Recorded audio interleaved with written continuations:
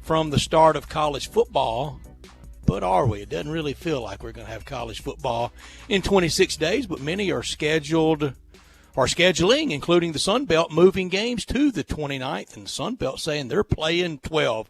There's a lot of blustery talk right now this far out. Some places were supposed to start on-campus school today, and a lot of places were supposed to, had announced earlier in the spring and summer that they would start on Monday, August 10th. Now, most of that being mostly online with very limited on-campus college for most places around the country as we continue with the great virus of 2020. The great golf tournament of 2020, it got a champion crowned yesterday, and that's Justin Thomas, and we will talk a lot about that today. Dave Woloshin, Justin Thomas, he was already in the pantheon of great players, but he's really now safely ensconced there and one more major the rest of his career, and I think he's going to get more than that. And he's there for sure, and he's the champ in Memphis, and a great addition to an honor roll of all the greats that have won here in Memphis. Well, he's only just beginning, too. If you think about it, he now has 13 tour wins in a major. Those 13 wins put him in a league with only two others that did it by the age of 23, and that happens to be Tiger Woods and Jack Nicklaus. I tend to agree with you. I think one more major, if he isn't already going to be in with 13 tour wins, he's awfully close, and he's awfully good, and he is going to get a lot more. It was a heck of a tournament at 1.5, tied for the lead, 8 within a stroke of each other, and then they started to separate themselves. And they did. And they did start to separate themselves, and it got good. I was glad John made note of Phil Mickelson's tournament in Memphis, and he's beloved. I don't know if he would have become the all-time Mr. Memphis had he won. He's right up there, though, with Lee Trevino. I think it's Lee Trevino all-time. But Phil Mickelson, for anything resembling the modern era, he's Mr. Memphis. Well, there's one other guy that you have not brought up that I thought was Mr. Memphis for a while, and it's not Lauren Roberts, who, by the way, John Daly. We all love because he was ours. But you're forgetting Nick Price, who won multiple times, who was at one point the biggest money winner here. And I really thought he had a very nice rapport with people. Everybody loved Squeaky, his caddy. He was just a good guy. He almost did some business deals with a good friend of mine, and that was Goose Munguia. And so I got to meet him a couple of times away from the golf course. I thought Nick Price was there for a little bit. No question, of late, the ambassador was Phil Mickelson. He's been good to this tournament. I think we like Daniel Berger because he won twice here, but we don't have that affinity like we do for Phil, because Phil is truly one of the all-time greats. He holds the course record at what was then Farmington, Germantown, which no longer neither exists. But he did that just about sight unseen, shoot that 63 or 62, whatever it was. And so he's always had a connection to Memphis golf, and he likes it here. And he likes the hospital, and he has made himself an ambassador because he only speaks kindly.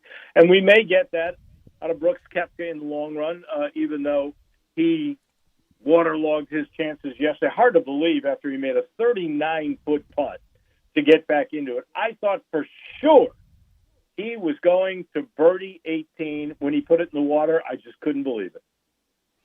I couldn't believe his come apart on 16. For those guys, they're thinking birdie for sure, and maybe even eagle, and for him to make bogey on it from the errant drive, very similar to Justin Thomas, who got errant with some drives down the stretch, but his up and down game all day, early, mid-round, late, when he had to hit the brakes on it and stop it right by the pin, he was able to all day, and he joins a great list. You're right about Nick Price and Daniel Berger. I don't know if we'll ever – I don't know if we love him yet or not. He has won here. It's a little bit like Dave Hill. He won here a lot, but did Dave Hill really ever sell a lot of tickets? John Daly sold a lot of tickets. Nick Price sold some tickets.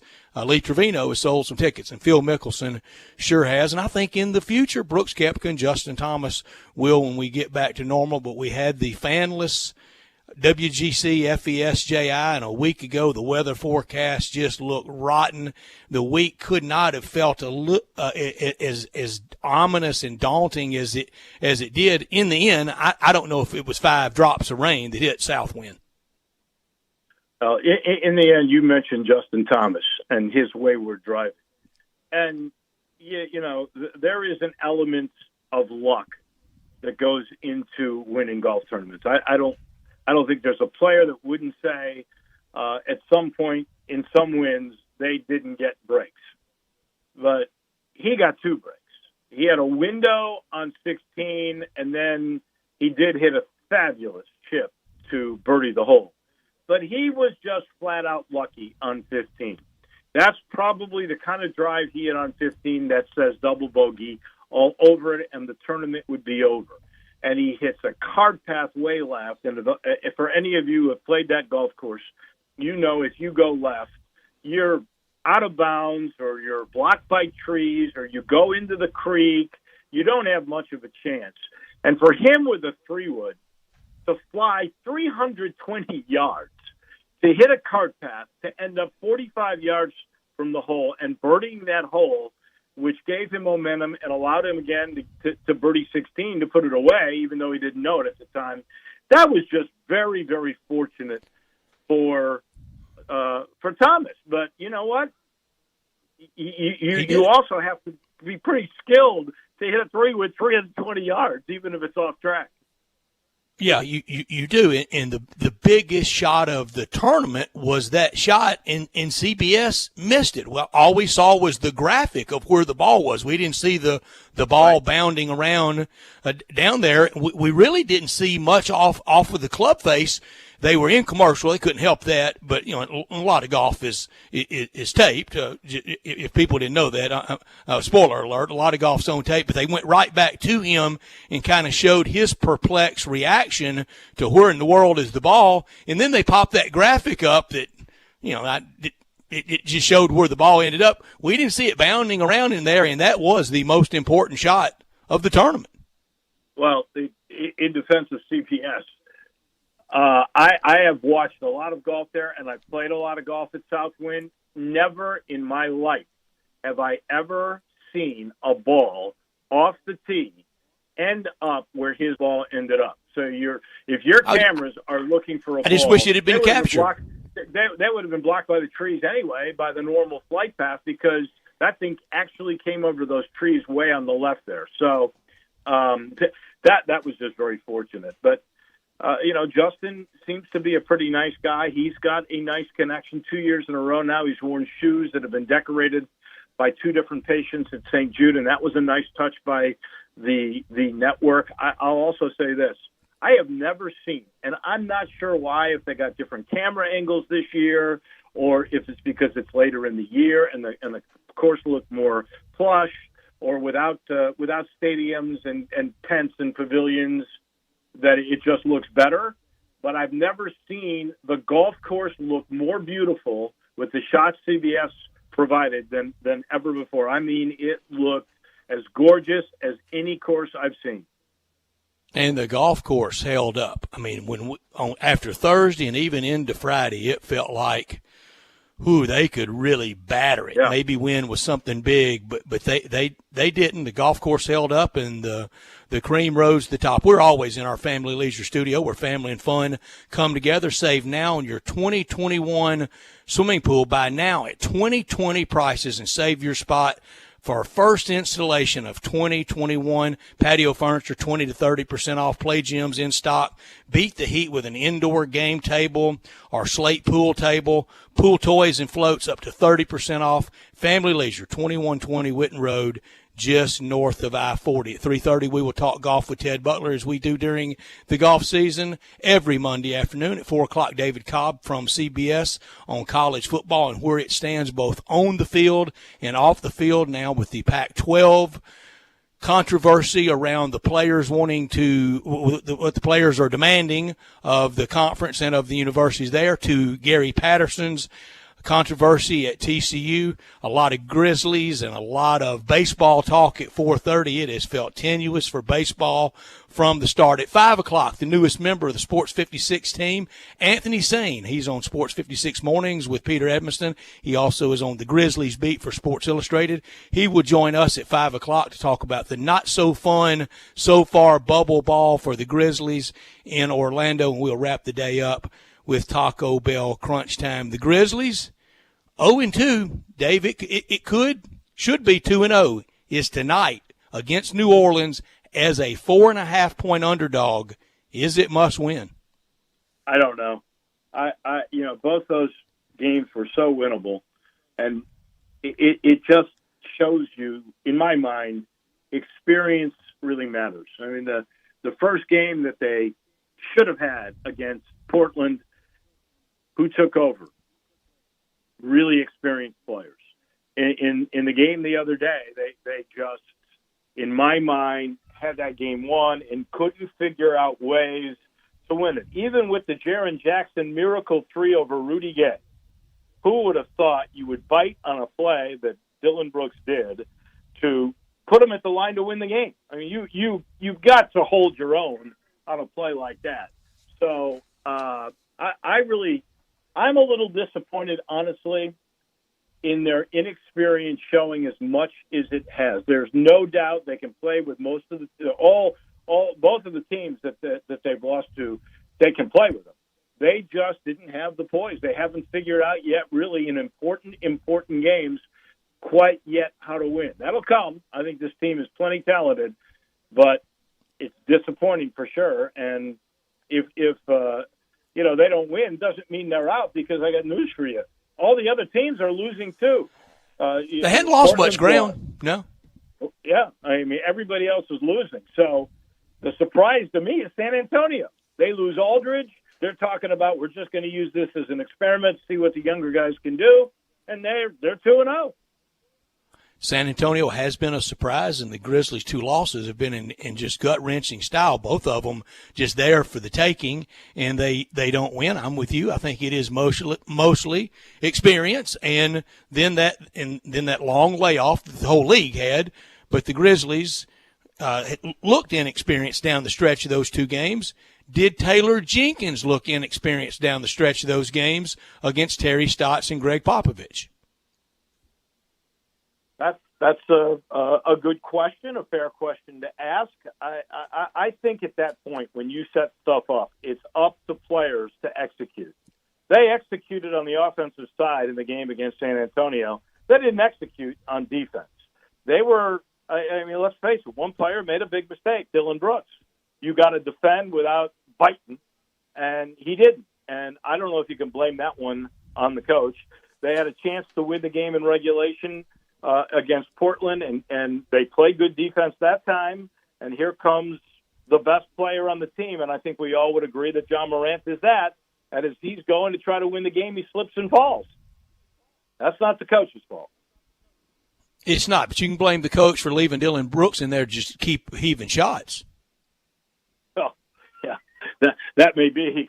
You're probably right about that. Or at least you would think Dylan Brooks, who I think is really a good player, should be smart enough to know when he's not on, he should stop and let other people have a chance to win the game for him.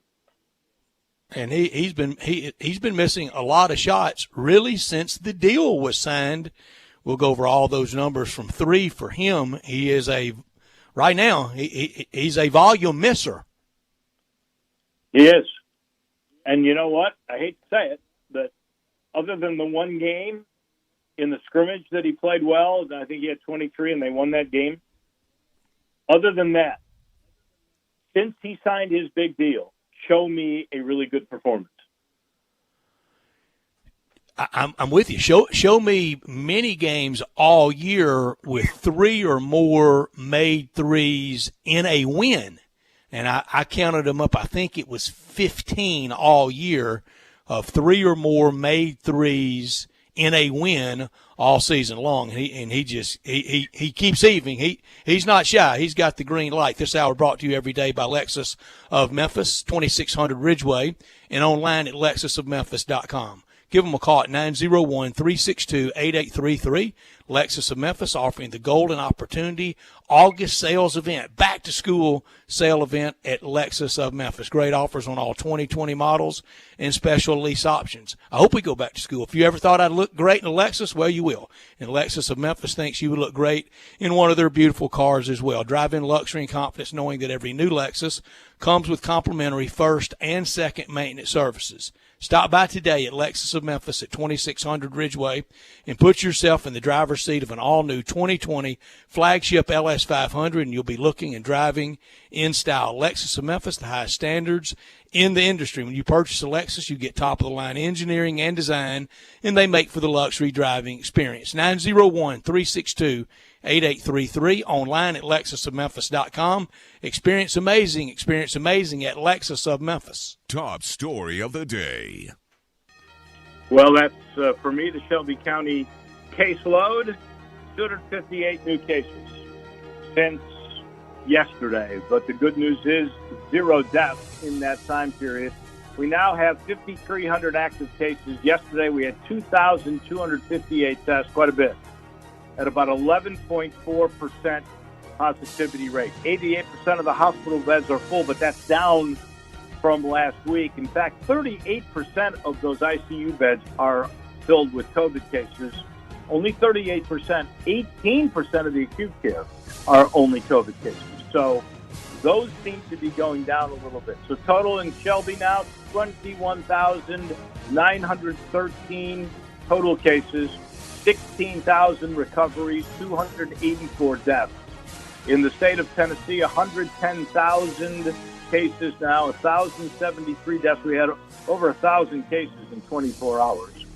In Mississippi, 60,000 cases, 1,700 deaths, highest death rate of any of the states. Arkansas at 44,000 cases, 464 fatalities. In the United States, we're getting close to 5 million, 4.8 million, 158,500 fatalities, 2.4 million recoveries. We now have had 60 million tests, so 20% of the United States, in theory by population, have been tested. Worldwide, 18.3 million, close to 700,000 fatalities, 11.3 million recoveries, and now, if you look at the worldwide testing, 346 million tests, which is bigger than the population of the United States. My top story, the Grizzlies gift wrap 2 games, or the 8th seed already would be assured for the Grizzlies. Pretty much salted away. The youth of the team and the inexperience of Taylor Jenkins, I think, is shown in both of these games in the bubble games against Terry Stotts and against Greg Popovich. But the top 3 guards, like you said, Dave, he can't play for them. The top 3 guards, Morant, Brooks, Melton, a collective 4 of 29 from three-point land. Man, you're not going to win games, especially when your attacking strategy is to either attack or kick and hit threes. And if you're going to miss that many threes and you're the guards primarily taking those threes, you got a problem. James Naismith, Phil Jackson, and Red Auerbach can't win with your big 3 going 4 of 29. Not top story of the day. Well, that is the story you alluded to already. Pac-12 players have threatened to sit out the season over health concerns and other issues. They have put out what they call a unity group of at least 200 student athletes with demands that have been broken down into 4 areas. One is health and safety precautions, including not being forced to sign any waivers of liability. They want to protect all of the sports, including the use of endowment money instead of revenues, using endowment money to pay for all of the sports, and putting an end of the excessive spending that goes on. 3, racial injustice. Part of the aspect of that is they would like 2% of conference monies to go to low-income black students, basically. It doesn't matter what they study, but that money would be earmarked for underprivileged, low-income black students. And the fourth is medical expenses. Part of it are medical expenses for 6 years after you are through with college in terms of COVID. I've always thought there should be, if you don't go to the NFL and you are in need of medical assistance because of something you did from the college game, you should be covered for a period of time. I'm in agreement with that. The other, which is going to be a bone of contention that I cannot ever see really happening, but those student athletes are demanding 50% of the total conference revenue to be split amongst all players. I'll give them credit. Some of the grievances I think are very legit, but then there are some that they aimed really high that I don't think there's any way that could be achieved, because in the end, nobody made them accept that scholarship, and there's somebody out there that would have taken that scholarship to USC that those players didn't want. There's somebody at Oregon State or Washington State or Boise State or somewhere that say, hey, I'll go to Colorado and play, or I'll go to USC and play, and it's evolutionary. It would be somebody at Texas State saying, hey, I'll take the spot at Oregon State that the guy took the spot at USC. But they aimed high on some of them. Some of it, I think, is very legit, and we've talked about through the years. My not top story, baseball.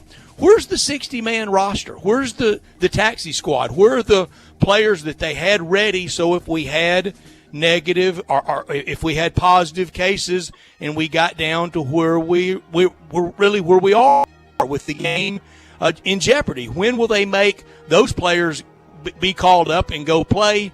And if they can't, at what point for the Cardinals, for the Marlins, for whatever team that goes this amount of time that can't play? The Marlins and the Phillies have played a combined 3 games. The Phillies will play tonight. The Marlins were set to be off. The Cardinals won't. The Phillies have played 3 games in 12 days. But, Dave, at some point, don't you have to have in-season contraction? I don't understand the logistics of it all. I thought initially when they were going to have a 60-man roster, they would all be there and ready to go in case something occurred. Maybe they're not with all 60, particularly on the road, and maybe that's part of the reason. It's either that or they have, even with protocols in place, have been so discombobulated over, 13 players now? How many Cardinal players are effective or Cardinal personnel that are affected? I know that that has gone up. We saw 18 players, Phillies, 6. Marlins, 6 players. Yeah, but team officials, so and I'm worried about. They didn't get their act together. And I'm worried about team officials too. I'm worried about all of them, but team officials, a lot of those people, like in the media operations shop, the assistant clubhouse people, they're not making a league minimum of $700,000. They're not making a lot of money at all. And I would hope that and I know baseball didn't. I would hope that baseball would have really pared it down to the traveling party being really bare bones. And it sounds like the Cardinals were derelict in going out, just like it sounded like the Marlins may have been the week before that. But at some point, you got to get that taxi squad either up there and in those Cardinal uniforms, no matter the quality of play, or think about contracting the teams for the rest of the year. Because if we're going to have a season, you're either going to have to play or we're going to play without you. And that's our top and not top story. When we come back, we'll talk golf with Ted Butler. We'll also visit with David Cobb. And at 5 o'clock, the newest member of our Sports 56 team, and we are proud to have him on board, and sounded great this morning with Peter on Sports 56 Mornings. We'll have Anthony Sane with us at 5 o'clock. You are listening to Sports Time on Sports 56 with Wolo and Stats. Ted Butler next. We are Sports 56 WHBQ. Listen to us daily on AM 560, 96.1 FM, or 87.7 FM. Hi, this is Troy Fiveash, owner of Fiveash Roof Services. You've heard me talk about how we offer the best products, the best warranties, and the best services for years. Now let's talk about pricing. Pricing should never be the only reason you hire a contractor, but in today's world, pricing is always a consideration. So we suggest you get 2 or 3 estimates for your roof replacement from a reputable, licensed, and insured company, and then give us a call. If we can't beat your best price for a comparable roof system by more than $100, we'll give you $100. It's that simple. We are so sure we can offer you the best price, beating all other qualified companies. We will hand you $100 if we can't, and thank you for the opportunity. So give us a call. What's the worst thing that's going to happen? Make $100? Fiveash Roof Services, a proud supporter of Tiger Athletics and the official roofer of the Tigers home team. Fiveash Roof Services, fair, honest, and ethical. 367-0050 or memphisroofer.com. Fiveash Roofing, it's what we do. We're here for you. Introducing Peacock, the new free streaming service from NBC Universal. It's hit movies, current shows, and live sports. News clips, trending bits, and timeless hits. It's Kim and Courtney, Seth and Jimmy, Hoda, Savannah, Fiona, and Shrek. I'm an ogre. It's the best of streaming and the best of TV. And that's why you can't not watch. Peacock. Watch for free, upgrade for more. Stream now at peacocktv.com. These titles plus the English Premier League and Law & Order SVU streaming now. Content availability may vary over time. Some content requires paid upgrade.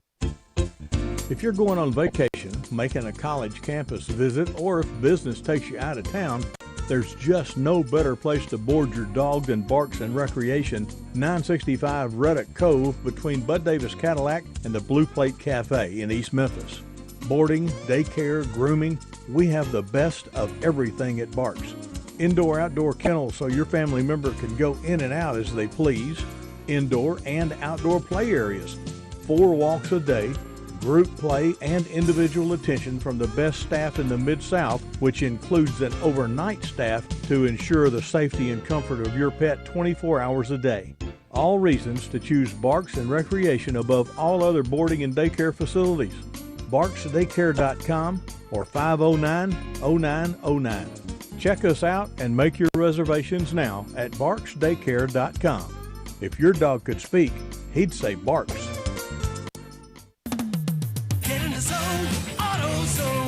Welcome to AutoZone. What are you working on today? Oil change coming up? We can help you out. Right now, you can get 5 quarts of Pennzoil high mileage motor oil and an STP oil filter for just $27.99. And if you need it fast, we can help you get it fast. Whether it's at home with our next day delivery or in store and curbside with our free same day pickup. The choice is yours.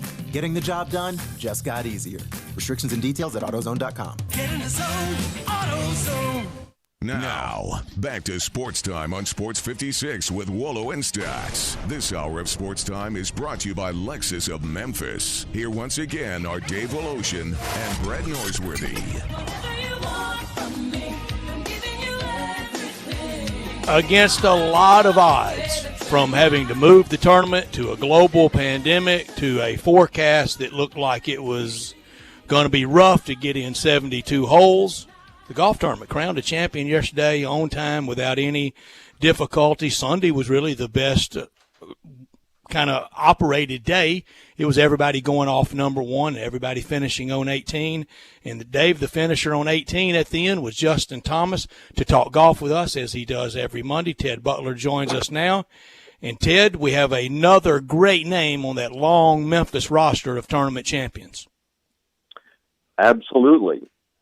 And in my own defense, since I've picked a few bad ones, almost had a double-double this week, picking 15 under as the score and Justin as the winner, if everybody remembers. Yes, sir. Good job. Yes, sir. We do remember. Almost a double-double. I was going to point it out a little bit earlier that you had set 15. I thought for sure they were going to get to 15. And the course kind of did catch up with them a little bit later in the deal. But, there were a lot of great things about this particular golf tournament. And one of them was Justin Thomas getting away with bad shots. There was so much luck, I think, that goes into winning some of these events. Not everyone, but many of them. And he got lucky on 15, and frankly, he got lucky on 16. Now, his recovery shots were terrific, especially on 16. 15 was easy once the ball settled away 45 yards out. But this kid can chip, and he never seems to be nervous. He was amazing, and if you go over 72-hole tournament, for I think almost anybody who wins a golf tournament, there's some luck involved somewhere, early, late. It just happened to be, in his case, in a dramatic point where, he could have made anywhere from 3 to 7 on that shot. End up in the houses over there on 15, and that was an incredible bit of luck. And then he gets a great shot, makes birdie, then hits an awful drive on 16, and gets a window. I mean, it was, that was quite a finish, must say. It was quite a finish and a star-studded leaderboard, but it also included someone joining in Memphis TPC Southwind fame and lore, Tom Lewis, 61 on Saturday to join Jay Delsing and Bob Estes. Yeah. Household name? Yeah. Not quite. What I found curious about that was when we were trying to figure out who was still in the race Friday after the second round, and of course that second round was all finished by the time we even got on the air. But I was saying, I thought guys probably that were 1 to 2 under could still be in it. That guy was 3 over par. It's incredible. And came all the way back to be tied halfway through the final round. He was at that point, he shot the 61, 9 under, and then I believe he was 9. Yeah, I know. He was 5 under for the day to get to 11 at that point. I mean, who is this guy? I really have no idea. I thought maybe he was a sprinter or something. I don't know who he is. But the course was gettable. The greens were so soft. All those chip shots that would hit and dig in. Yeah, I've never seen the greens like that. Played there lots of times, and it's always fun when you played there a lot to see what they do from different situations. But they weren't near as hard as those greens usually are. Tom Lewis went 18 holes at 61, and then the next 9, so a total of 27 holes. He had it at 91. Ted, there's a lot of times I've played TPC Southwind that I would be fine with 91 over 18 holes. He had 91 over 27 holes. I guess that's probably a record, isn't it? I mean, you have to check back somewhere. But 14 under in 27 holes. Is that right? 14 under in 27 holes. That's tough. And they also could have their hands on the ball, but still the golf course in the end, it defended itself pretty well with the total winner not being an obscene number. Oh, right. And the coming down the stretch, the holes did exactly what they're designed to do. Kept his drive on 18. He said, I got to be a little greedy maybe and maybe make a birdie, and that's exactly what you get. I didn't see that happen, but and then Thomas on his wayward tee shot and his second shot, it ended up short right. And he said if he hadn't maybe put his hand on it, he may not have chipped it that close. So the holes were 17 is just a beast. I think your point. That gets him. Your point on the golf course still showing its teeth, I think, is well taken. We've forgotten to bring up the fact that they could lift clean and place because it was so wet. And what Jim Gallagher Jr. said, that's probably a couple of strokes per round when you're allowed to do that. And the fact that it's only 13 under on a golf course we know before the redesign, they went 26 under. John Cook did that, and they wanted to make it tougher, and they have. But with lift clean in place, and they were only 13 under, and there was one day where a guy tied the course record, that tells you something about how tough they can really make that golf course.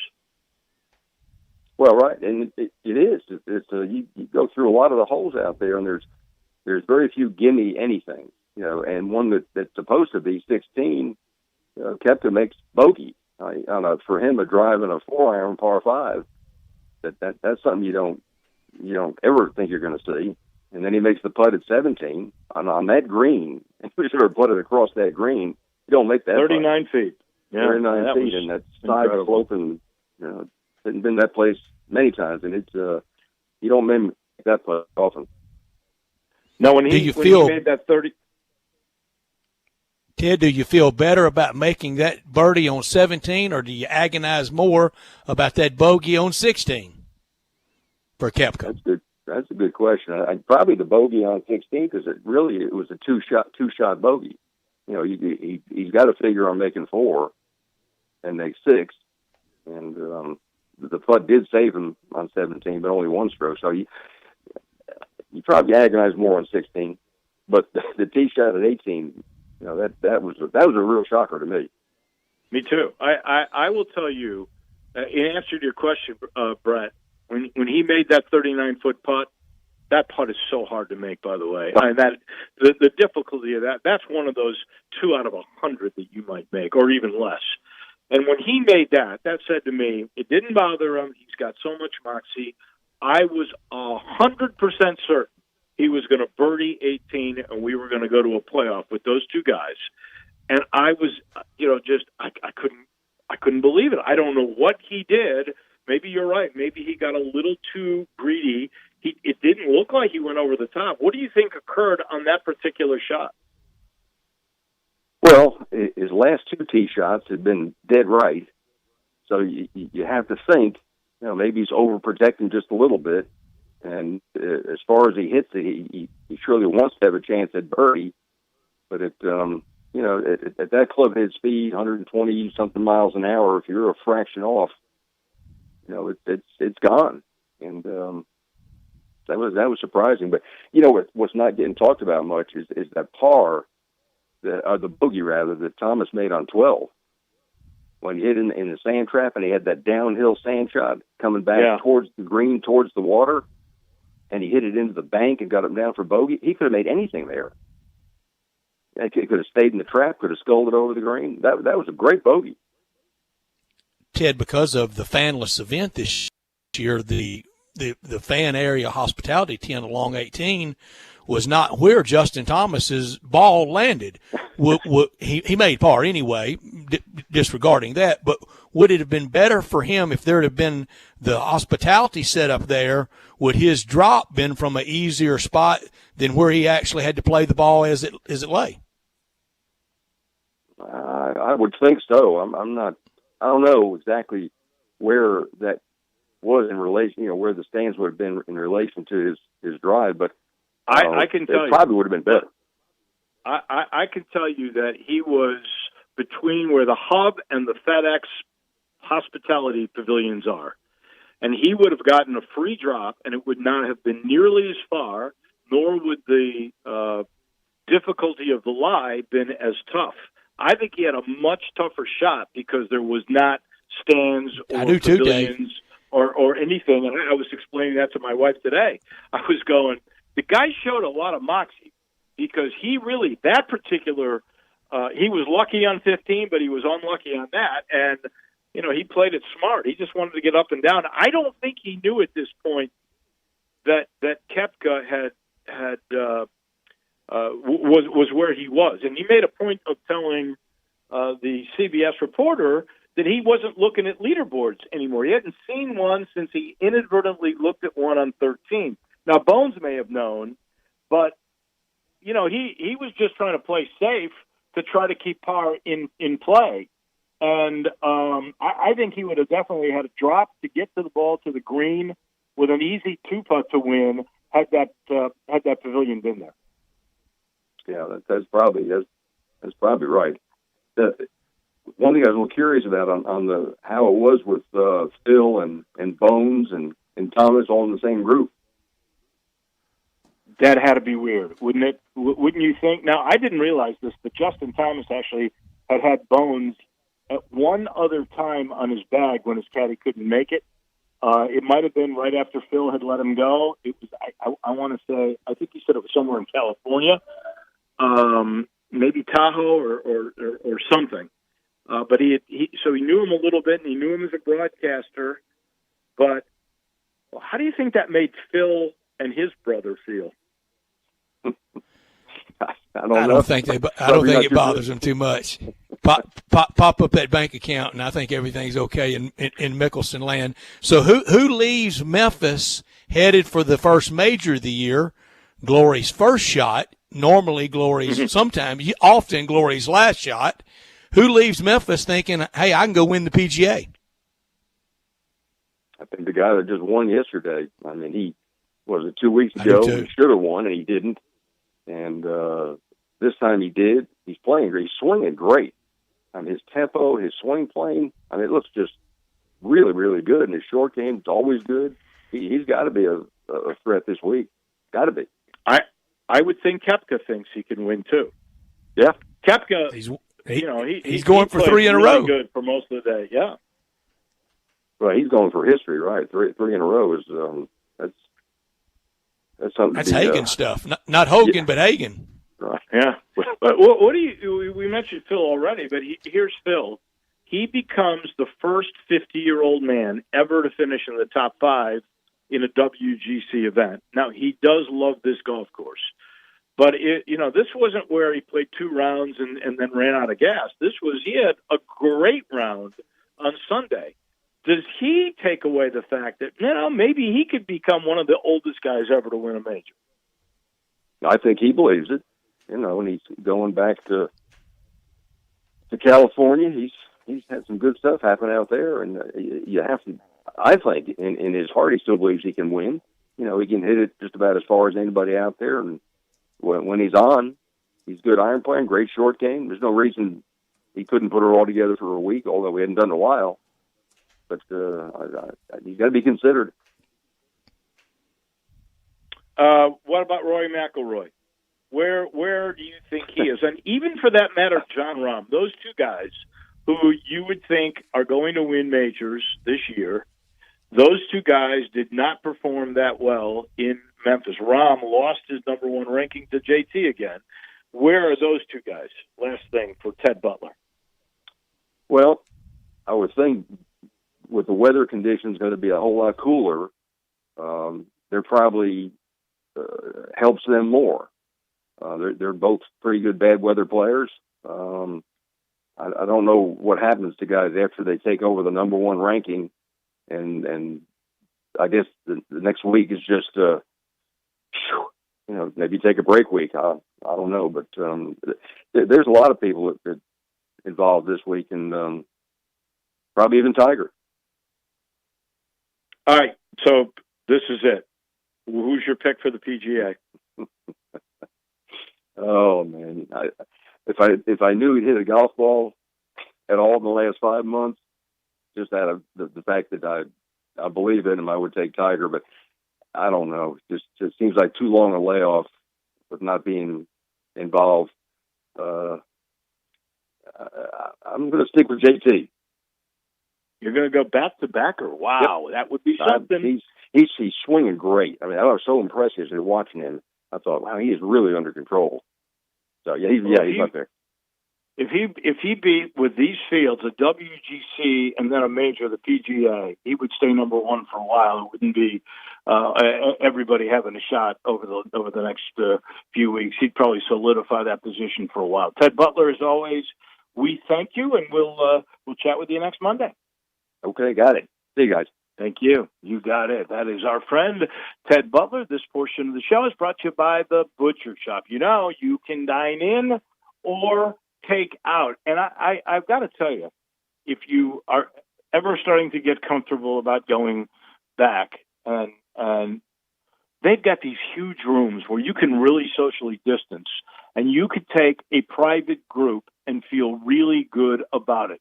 And don't forget Fresh Burger Friday. Friday means you got that hamburger I've been talking about for years, but it's not only in, like we've always loved it, but now you can go curbside with this. And I don't think people realize they are open for dine-in. And the party rooms, as I mentioned, are so big. The tables are 6 feet with 6 feet spacing between tables. So you can have pretty much large groups, 20 to 40, and still meet all the guidelines. We would love for you to take a look. Website, go to the website and look at the curbside ordering and pickup. It's a bento box inthebutchershop.com. That's BENTOBOX.thebutchershop.com. You will love what you see. Again, dine in, take out. Either way, the Butcher Shop is open for business. We got medals coming your way in just a minute. R&R on Sports, Saturday mornings, 10 a.m. Sports 56, 87.7, and 96.1. Don't miss us. Brian Elder's Roofing Solutions. Chris Price here for Brian Elder Roofing. The storms we've had over the past several months have been devastating to our communities. The rainy season is ahead. You may have not even noticed the dripping in your attic, water stains throughout your home, or even worse, mold and mildew. Please call Brian Elder Roofing and we will send out our project managers to assess any damage. We will not try to sell you a roof if all you need is a repair. We will measure your roof from outer space. 0% for 60 months, even no payments till 2022 are available with approved credit. If you've noticed missing shingles, water stains, leaks in your roof, call us before you call your insurance company at 867-0303. That's 867-0303, and we will provide a free, thorough inspection of your roof's condition. Call 867-0303. Brian Elder's Roofing Solutions. Even in times like these, special occasions happen. And when an occasion calls for special, it calls for 117 Prime, Memphis's premier downtown dining destination. From the spectacular 36-ounce porterhouse, paired with a Ferrari Carano Cabernet, to the jumbo lump crab cakes, to the raw bar with oysters fresh off the boat from the Gulf and the East Coast, there is simply no finer dining experience in Memphis than 117 Prime, in the heart of downtown. These are complicated times, but if you want simply the best, you want 117 Prime. Did you know nearly 40% of men under 40 and over 75% of men over the age of 40 experience sexual performance concerns? At the Memphis Men's Clinic, their experienced physician performs a comprehensive evaluation that determines which specific issues may interfere with your sexual performance. These issues can vary and range from anxiety to medical issues, low testosterone, or erectile dysfunction. The Memphis Men's Clinic has evaluated hundreds of men of all ages over the years and reestablished a normal sexual life. The Memphis Men's Clinic will work aggressively to resolve issues and allow you to restore your sexual health and overall well-being. That's the Memphis way. If you're 20 years old or 90 years old, come and get cared for the Memphis way. Treatment that's based on your specific needs after a professional clinical evaluation by their experienced board-certified physician. Call the Memphis Men's Clinic today at 901-443-0475 or visit memphismensclinic.com. Now, back to Sports Time on Sports 56 with Wolo and Stotts. This hour of Sports Time is brought to you by Lexus of Memphis. Here once again are Dave Woloshin and Brett Norsworthy. As we round out hour number one before we get to medals, this news, Tigers-Cardinals series postponed, the four-game series between the Tigers and the Cardinals at Comerica Park from Tuesday, August 4th through Thursday, August 6th. That includes a doubleheader. It has been canceled. The Cardinals have had 13 members of the organization test positive, 7 players, 6 staffers. The club is still quarantined, as they have been since Thursday in Milwaukee. The personnel will continue to be tested daily. The tentative plan is for the team to resume its regular schedule on Friday against the Chicago Cubs in St. Louis. On Friday, somebody with St. Louis Cardinal uniforms need to be out there one way or the other, or they can't play this year, in my opinion. Let's get to medals, Drew. Dave, go ahead. I was just going to give an addendum to that.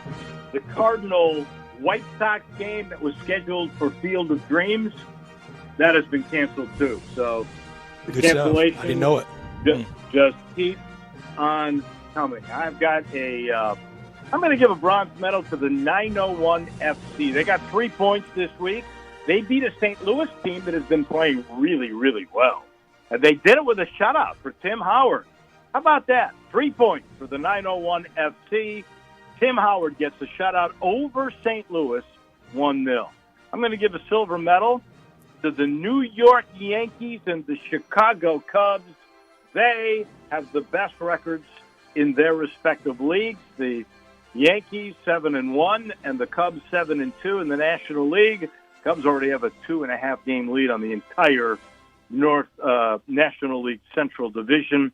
I got to give a gold medal to Justin Thomas. We mentioned that Justin now becomes just the third player at the age of 23 to have 13 tournament wins. The other two, Tiger Woods and Jack Nicklaus. I would say that is pretty darn impressive. And if you don't mind, I got to give a gold medal to me. I mean, for the first time and why would we in our history. Hey, look, I've waited 50 minutes to say this. I'm shocked at myself for being so humble. Who in the history of our picking has ever won in the same weekend 2 golf tournaments? 2 golf tournaments. Justin Thomas at the WGC and Richard Werenski. And by the way, Alex Noren finished in the top 9. Richard Werenski won the Barracuda, 2 W's, and now a $2+ million edge on you guys. I mean, you dropped a house on us, Dave. I mean, I'm sure you set me up for that. I'm certain of that. We surely did. Well, we did in the weeks prior. That's why I took the Saeed Thigala a few weeks ago. We set you up where you could stay in the one spot, and you capitalized. Now, Dave, Justin Thomas is 27. Oh, he's 27. All right. I 27. guess Tiger had done it by 22. I thought for sure that thing said 23 years and 5 months yesterday. But so Justin Thomas is 27 years old? Yeah. Life's really good for Justin Thomas. Really good. How many years did he go to college? How many years was he at Alabama? By the way, Alabama deserves a medal. The last 2 tournaments have been won by Alabama alums, Michael Thompson and Justin Thomas. My bronze medal goes to the man that almost won, and it would have been one of the more anonymous winners. I really think it's British for Fabian Gomez. Tom Lewis. Low man wins. He didn't, but he almost was. And I'm glad we got the winner we had. It's just a lot more. I'm sorry, Tom Lewis, and all 0 of your fans out there, but it's a lot more cachet with Justin Thomas being our winner than you. If you'd been low man, you'd have been the champion, and you would have had to introduce yourself to people because nobody would ever been able to pick you out of a crowd. Silver medal goes to Phil Mickelson. I heard John Harden talking about him. We've talked about him and what he has done for this tournament and how he loves everything about Memphis. He really does, and you can feel it. It's sincere. He loves that club. He loves the employees out there. They love him back. He normally loves the galleries. This year it wasn't much gallery to it, although I do think we were kind of the most raucous, fanless gallery this year I've watched on TV all season long. Way to go, Phil Mickelson. And maybe that is a little impetus for Tiger to see somebody his age being able to compete like that. I know Tiger won the Masters last year, but Phil Mickelson's got to give him a little bit of sustenance and seeing kind of some of the older guys do well. I've got a couple of gold medals. One, go Cubs, go. Sing it, Dave. It's not just a good weekend of you picking, but Cubs, also a good go. week. There you go. Go ahead, sing it, baby. Go Cubs, go. Go Cubs, go. And all rise for the judge. And you mentioned the Yankees and Aaron Judge. He's just battering the ball. Mentioned a gold medal. We've talked about it. The golf course, 13 under when it looked like 22 might get there, and especially being able to touch the ball. And finally, my last gold medal, we can't even pretend anymore. Dave, that was some excellent picking. Wow, I can't believe you gave me a gold medal. I am stunned. Hey, do you think I wanted to give it to Justin Thomas, but you did. I mean, to win the Barracuda with the modified Stableford system that nobody can explain, and 2 years in a row when you were in dead last, you pick Brooks Koepka last year, Justin Thomas this year, get the double hit. That was your push last year to win it, and you're way out in front now. Do you think, out of curiosity, that we had the most raucous crowds because we were the first tournament that allowed girlfriends and wives? I don't know. Huh? And there were a lot of people that through promotions and sponsorships that we're able to have access. But a lot of people in the Southwind community really made good crowds. I mean, there were a couple times that they had to acknowledge the crowd.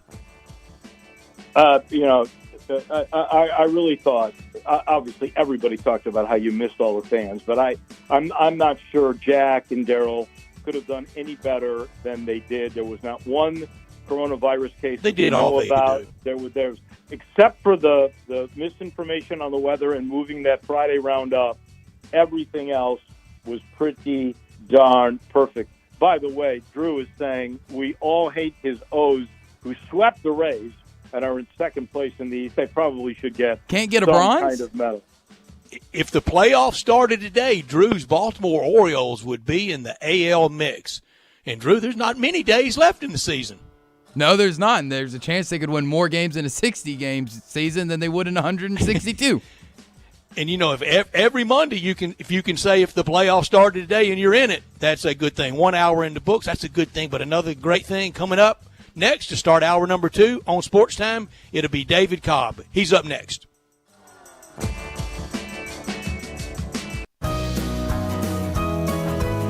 Hey folks, I'm Jarrett Carter.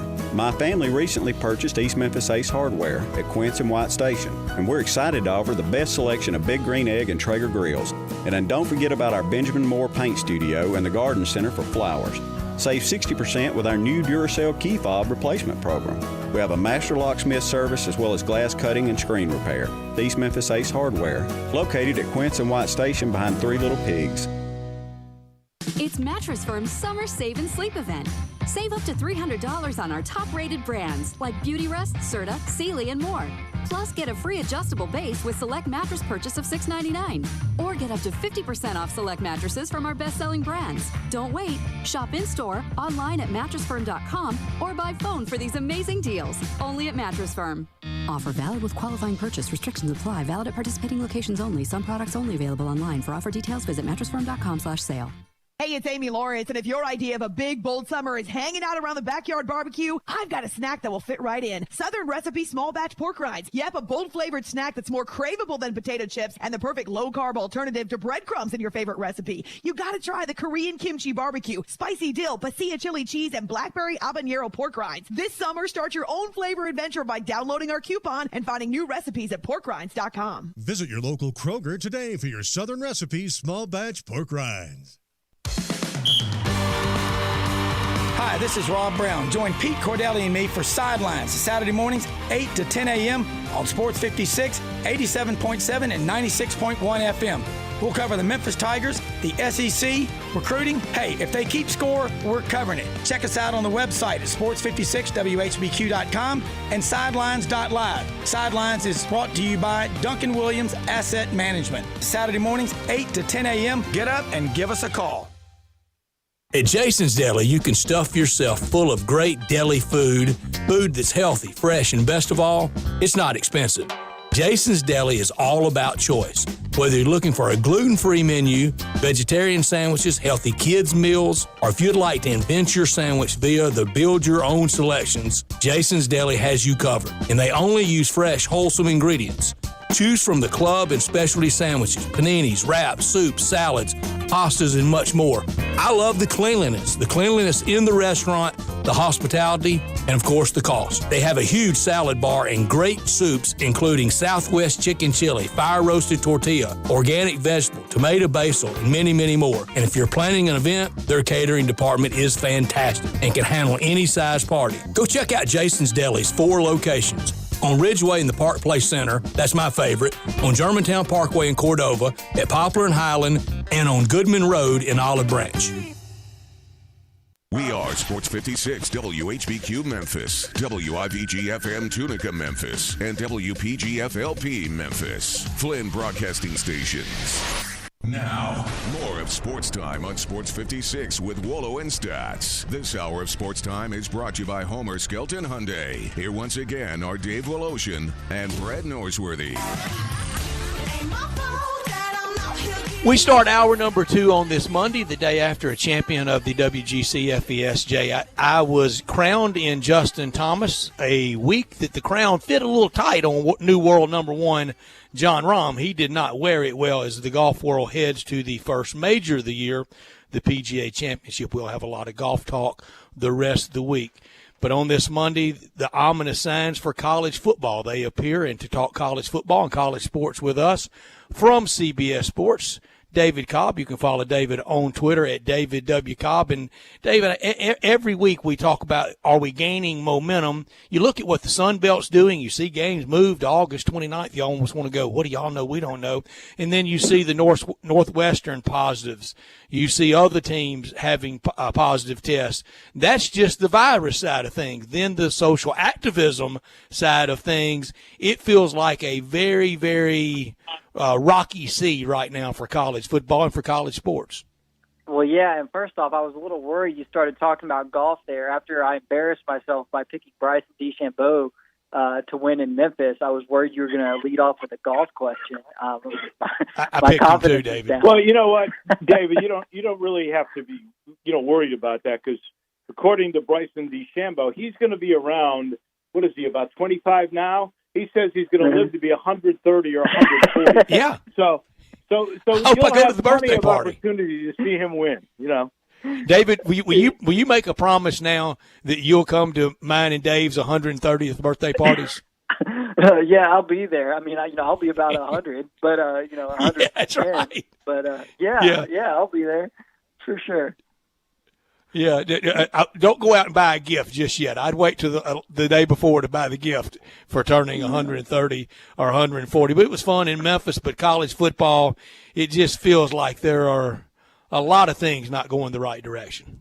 Yeah, it's like it's kind of one step forward, one step back, and we're about to get another step forward, another shot in the arm here in a couple hours. Most likely, I think the Big 12 was going to announce some sort of scheduling arrangement. They're the last Power 5 league that hasn't said exactly what they're going to do yet. So, I mean, they were holding out there for a while to play 12 games and, the normal a non-conference slate and a full conference slate. I think that probably is unlikely at this point. But, that's going to be one of those things that gets headlines, it gets some attention for a few hours, but then it always comes back to the virus. And now it's all sort of wrapped together in a big package of stink out in the Pac-12 because it's the players are capitalizing. I mean, it's so multi-pronged. For years and years and years, the players have sort of had this power but haven't been sure how to wield it. Now they're finally taking advantage of the power that they have out there in concert with a pandemic, in concert with a larger social movement, a social awakening. And so it's all working together to where I would basically say, believe it when you see it in terms of playing college football games this season. Because, I mean, we just saw it a couple hours ago. Northwestern becomes the third Big Ten team to pause workouts. They haven't gone to a full 2-week shutdown, but, I mean, it's every week you have a program or two that has to press pause. And now that's, going against the positive momentum that comes from these leagues announcing schedules and formats and letting your imagination run wild about who the other two teams that SEC teams will play in a 10-game slate are. So it's just such a mixed bag right now, and it all leads me back to the same sort of mantra of I'll believe it when I see it in terms of actually playing football this year. Well, the most troubling thing with Northwestern and many of these schools that had a pause was this occurred after everybody came on campus. This can't be where we could say, well, we expected it to begin with because all these guys were coming from different places and they were in areas where maybe they weren't being socially distant or wearing masks because they were not under adult supervision, and things were crazy. This is in their own little bubble where this is occurring, and this is before they travel to go sweat and slobber and bleed on other people. It just seems harder and harder to believe. And then you wrap it up, and I like the way you said that in a ball of stink. I would find it hard to believe if you were a Pac-12 fan that you would think with what's going on with the medical issues, and then you throw in this unity group and their demands, you would find it pretty hard to believe the Pac-12 is going to play football this year. Yeah, well, they've always kind of been that league that I felt like was least likely to proceed, just for a variety of reasons. Those state governments out there probably being more likely to impose restrictions that would make it difficult. Then you have the university administrators out there who are, I think, more likely to place a higher emphasis on the academic side and going remote, and that being something that endangers the possibility of a season.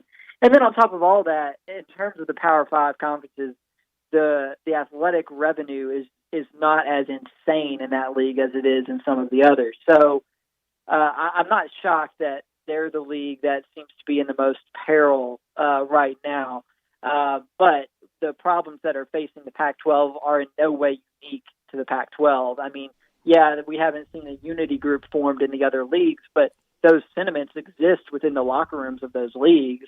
And so if the Pac-12 group gains any traction, I won't be a bit surprised if there's another conference or ultimately all 5 power conferences that end up in similar situations. And so when you saw it this afternoon, Amari Rogers, one of the top players in the ACC, a returning wide receiver at Clemson, he tweets his support, for what's going on in the Pac-12. And so this is a day of reckoning, a historic time of reckoning for college athletics. And it's taken, quite literally a force of God in the coronavirus pandemic. It's taken a wider social awakening, and it's taken a congressional hearings on name, image, and likeness. It has taken those three things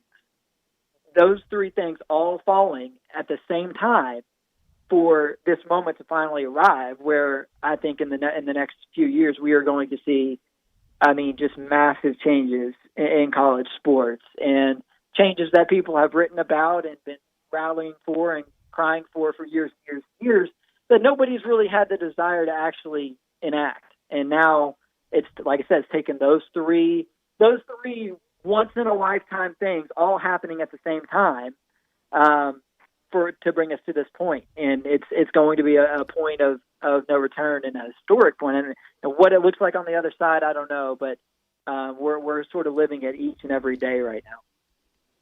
Dave, do you think some of the places that made head coaching changes after last year, we'll just go SEC, Missouri and Mississippi State, they could have for sure toughed it out with Pinkel and Moorhead. I don't think Arkansas and Ole Miss, with Arkansas being more exaggerated than Ole Miss, had really any choice. Well, when you're 4-20 and you've lost 19 in a row in the SEC, it's hard to stay with that coach. But do you think some of those places might be regretting now, writing that buyout check that everybody has to write these days, and hiring the new staffs, when you could have made it with Gary Pinkel, Matt Luke, and Joe Moorhead for another year? Yeah, you're 100% accurate in that, because if you look at what happened in college basketball after the pandemic began, it was the slowest college basketball coaching carousel in modern history. The only Power 5 coaching job that opened in college basketball was when Danny Manning was let go at Wake Forest, if I'm remembering correctly. I don't think there's been another one. And so, it's just absolutely. Now you're talking about there were 4 coaching changes in the SEC alone in college football, and I have no idea. I'm sure it was something close to 15 among power conference schools, the 5 power conferences across the country, and I'm positive that some of those ADs are regretting those decisions now, because you used to be able to handle the buyout without a whole lot of trouble, so long as the gravy train was rolling and donations were high and your TV contract was juicy, and all was looking up. You were looking forward to having 60,000+ fans in the stadium this fall. Yeah, the buyout of that old mediocre coach was not a problem under those circumstances. Well, now it is. It's a big problem, and I think that this is something that over the next 5 to 6 years, we're going to see a market correction in coaching salaries, because if what the Pac-12 players are pushing for comes to pass, which is, it's not just name, image, and likeness. We know that that's coming, and that will allow athletes to benefit independent of the university or the conference from their abilities. But if what some of these Pac-12 players are suggesting takes place, which is that revenue that's brought into the conferences or to the schools be directed to the players, which there's 1.5 million legal hurdles with that. But if that begins to happen in any form or fashion, it's going to immediately and drastically, I think, some of the exorbitant coaching salaries. And I wouldn't be surprised at all if even absent that happening, the huge restraints that are going to be on athletic department budgets moving forward because of all this lost revenue. I mean, you're just not going to see the insane contract anymore. I mean, it might be the select few. It'll be Saban and a few others, who are kind of in the range they are now. But I mean, for the new head coaches or for the guys who are getting extended, I just think that we're about to see a pretty serious correction in that regard. Don't get me wrong; they're still going to make mad money compared to average Joe, but yeah, and so those schools that locked into their new guys this year, I'm sure they're having some buyer's remorse right now. I think it's interesting. Let's go back to the Unity Group in the Pac-12 and the money and the revenue you were talking about. And they have some, I think, good ideas in there, and they have some that are just totally unrealistic. There is no way that schools or conferences are going to give up 50% of their revenue and give to the players. That is not going to happen. I like the idea that some of them were saying, you don't have to, you can split that money and you can afford your athletic departments from your endowments. Well, not everybody has a Stanford endowment.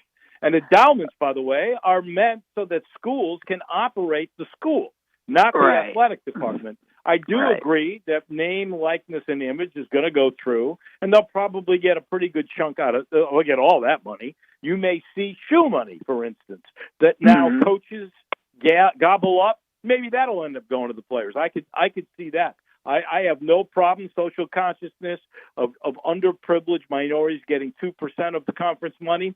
They can afford that out of their television packages. Great idea.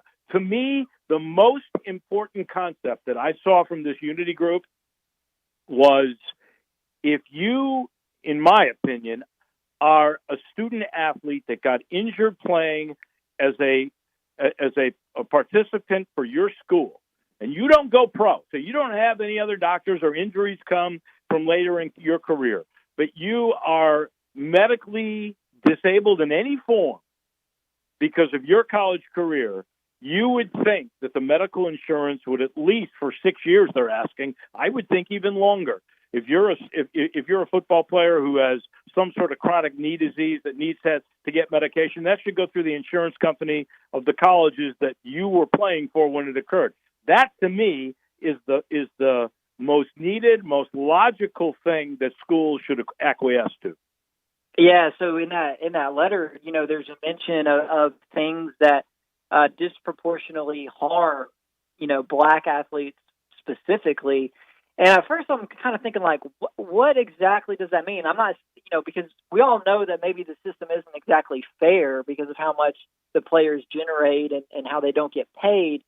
So I'm trying to think, like, what do they mean by harm? Because at the end of the day, yeah, it's maybe not fair, but they do still get a free education. They do still have access to these world-class facilities that can help them, become professional athletes.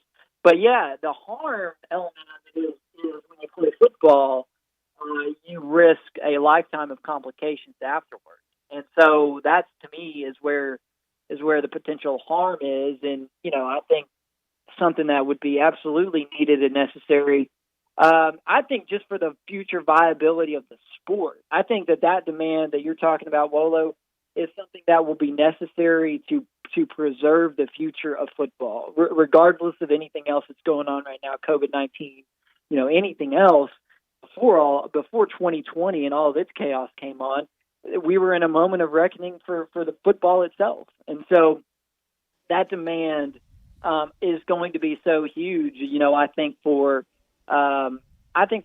parents who are their kids are considering, playing football in high school because they think they're good enough to get a college scholarship. I mean, it's going to change the conversation around football, because if you know that you can be taken care of after your playing career by those who benefited from you playing, I just think that's sort of a no-brainer for the sport. I mean, it's sort of the right thing to do. And so I just think before we talk about anything else related to football in 2020, I mean, just playing football in general is a risk. And so if these guys win the right to, have their health insurance and their health expenses covered for, be it 6 years or the next 60 years, I think they should push for 60, to be honest, because we know now, some of the long-term lasting ramifications of playing this game. And for anyone out there who wants to see football survive and thrive, that's something that they should be on board with. David Cobb with us from CBS Sports. He's with us every Monday at this time. David, it's a little trite and it's a little caustic, but a lot of people to all of these grievances, the good ones and the bad ones, the medical care and the 50%, I don't think is doable, because really about only one, maybe two, make anything that you could derive any profit out of. You're not taking 50% of a lot of Olympic and non-revenue producing sports. There's nothing to get there if they don't produce anything. But a lot of people to a lot of these things would say, nobody's making you play and nobody's making you go there. Yeah, that's kind of what it's going to come down to is college athletes, more so than any other employees or players or whatever you want to call them. I mean, it's kind of, it stinks, but it's true. They're somewhat expendable because there's a never-ending cycle of them. So, if Alvin Kamara in the New Orleans Saints are at an impasse, they're going to do everything they can to please him and to satisfy his demands. Well, if Washington State and one of their best players is at an impasse, well, I mean, this stinks that we're not going to have you for your senior season, but, if you want to sit out and be a part of this unity group, we'll just make sure that the next recruiting class that we recruit is on board with the amateur model of collegiate athletics. I mean, it's just the college athlete is more expendable than the professional athlete, and more expendable than the typical employee in the American economy. So where one person might not want to play, you'll probably find another one who does, who's maybe not a whole lot worse. So in that regard, I'm curious to see how this plays out, because the Pac-12 has this unity group and they have the hashtag of We Are United, but how many of these players are actually willing to put the pads up and not suit up if their teams play this fall? Is it 12 or is it 120 or is it 800? Because the effectiveness of this campaign will depend largely on that answer. And if it's 12 and most of the other guys are like, yeah, we're with you, but we're going to play anyway, then I don't know how effective this is. If it's 120 and a disproportionate number of them are coming from the upper tier programs in the league, then I think you could see some real action. And if it really is a situation where we are united and over half the players, on every team are not going to play if these demands are not met or at least taken to the discussion table, then you are going to have some serious changes come about. And so I think that's kind of what we're all trying to figure out right now is to what extent are the players actually bought in on this? Because you've seen some who have said, yeah, this is great. I support a lot of these ideas, but I'm not opting out of the season. And I mean, to be honest, until a lot of them do, I don't know that they're going to get close to what they're asking for. I'm confused about that, honestly. We're seeing more and more NFL guys opt out. Okay, and that they're giving up millions of dollars to do that, and they're worried.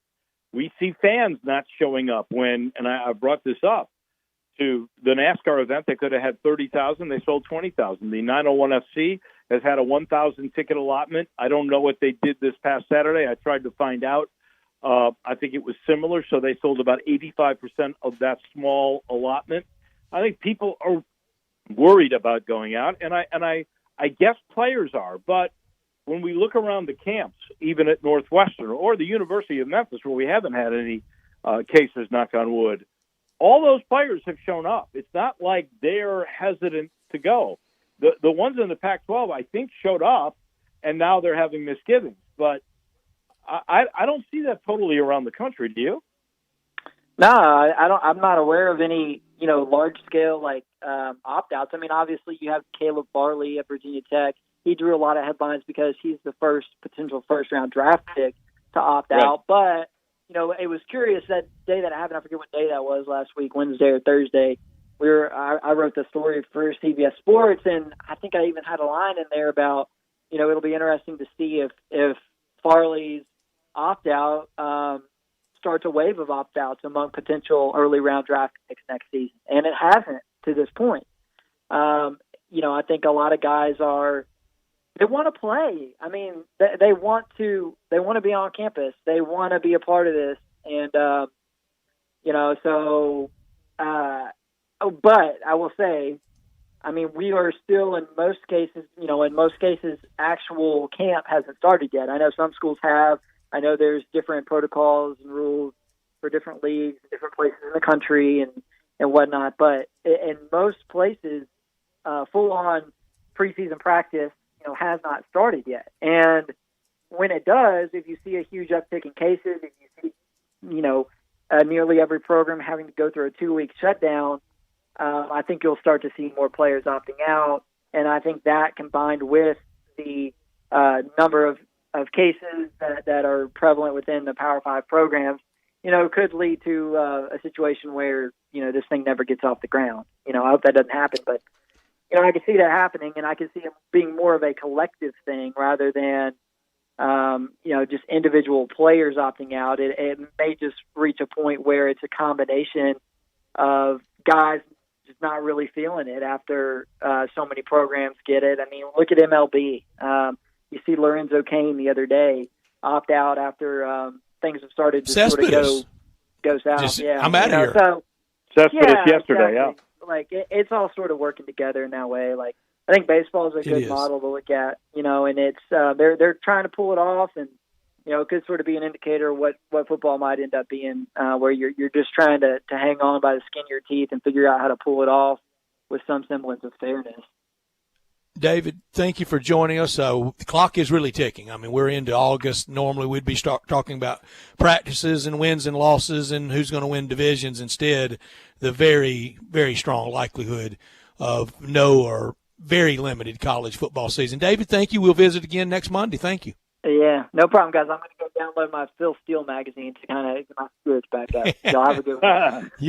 You got it. David Cobb with us from CBS Sports every Monday. One slight difference on I think it's a big difference, Dave, on the baseball model in college football. Let's say it's 10 games or it's 12 games.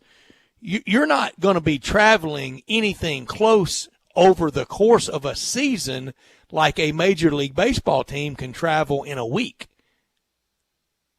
No, you're not, but you're going to be slobbering, sweating, bleeding on people that you wouldn't in baseball necessarily. So there is more travel, which means more hotels that you can come into contact with, more buses that you'll come into contact with. So the logistics are trickier, but just the sport itself with its inherent mingling of body solutions. That's the way I guess I can and just put the it. number. Just the large number. And yeah, that's right. And the large number, and they keep saying they talk about being inside with large gatherings in long-term meetings. Right? Film sessions in college football and in pro football, they're not short. and you're right next to guys, and there's so many different things that scare you. personally, the more I see of this, and I'm just guessing here, I don't claim to be prophetic at all on this. And I'm glad that the SEC, was the leader in moving the season back to the 26th. Now, we haven't seen that with the Big 12, but it's early. We haven't even seen a confirmed date yet, other than the original September 5th for the American Athletic Conference. But there could be teams not even playing football by then. So, I think you have to wait.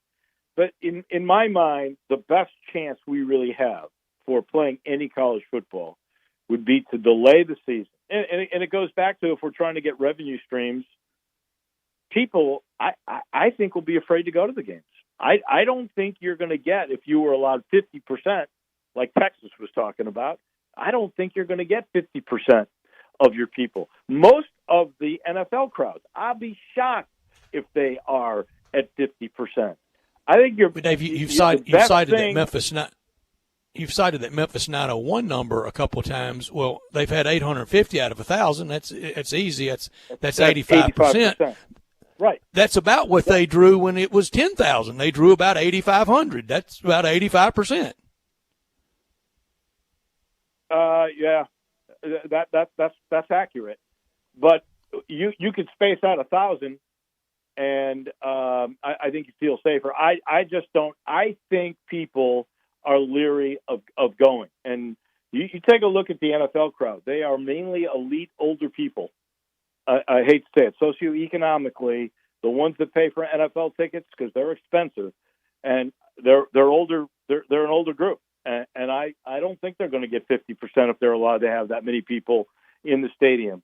To me, and this is not for the NFL, but we're talking college football, your best bet of really having people attend and being successful is to delay it a couple of months and make it more of the winter-spring sport than we've ever seen it before. I think then we'll be closer to having a vaccine, and we'll see the case levels go down from what they are right now. Right now, they're worse than they were when we started this thing in March. Anyway, that is food for thought, and we'll see exactly how it plays out. But the time is ticking on August 29th. That's 26 days from now, and I'll be amazed if there is really any football games that are played on that date. This portion of our show, in fact, this hour of our program, is presented by Homer Skelton Hyundai in Olive Branch, Genesis of Olive Branch, and the models for 2021 have started to arrive. Wait till you see the Genesis SUV. It will knock you out. And the great thing about doing business with Homer Skelton Hyundai and Genesis of Olive Branch is all the great stuff they give to you, like the limited lifetime powertrain warranty on every new vehicle, and the new thing, 3-year, 36,000-mile maintenance package on all of the new vehicles. They even take care of you with certified pre-owned. Of course, they're Hyundais. And that's Ray Melton's position. And boy, Auto Trader named Hyundai is the best non-luxury certified pre-owned program in this country. There's a powertrain warranty on those certified Hyundai pre-owns up to 100,000 miles. And you talk about durability, how about safety? Hyundai tied to the most number of top safety pick vehicles in all of 2020. Go see for yourself why I think it's the standard for car business. Go see my friends, Chris Drew and all the gang down Lamar into Mississippi, exit 1's Craft Road, turn left. You're there at Homer Skelton Hyundai and Genesis of Olive Branch. We'll come back. We didn't give Russ. I know we've got a few to give out. That is coming your way next on Sports Time on Sports 56. Take Sports 56 with you on your phone or tablet. Download our official Sports 56 app today. And now a game of Commercial Chicken, brought to you by Progressive, where we see how long Flo can go without talking about insurance. Ready? Go. Oh, hi. Okay, guess we should talk about something. Kind of tough to be put on the spot. Not sure what to say. But I know what I'm definitely not talking about. Drivers who switch to Progressive could save big.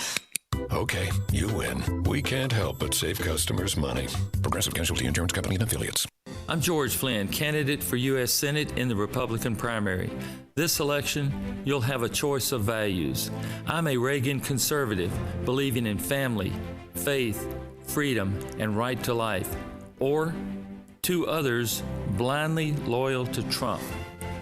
We know people aren't always right, even President Trump. And unlike my opponents, when he's not acting with conservative values, I'll stand up to him to promote our Tennessee conservative values. I've developed real solutions for our problems, not a lot of empty promises or sound bites.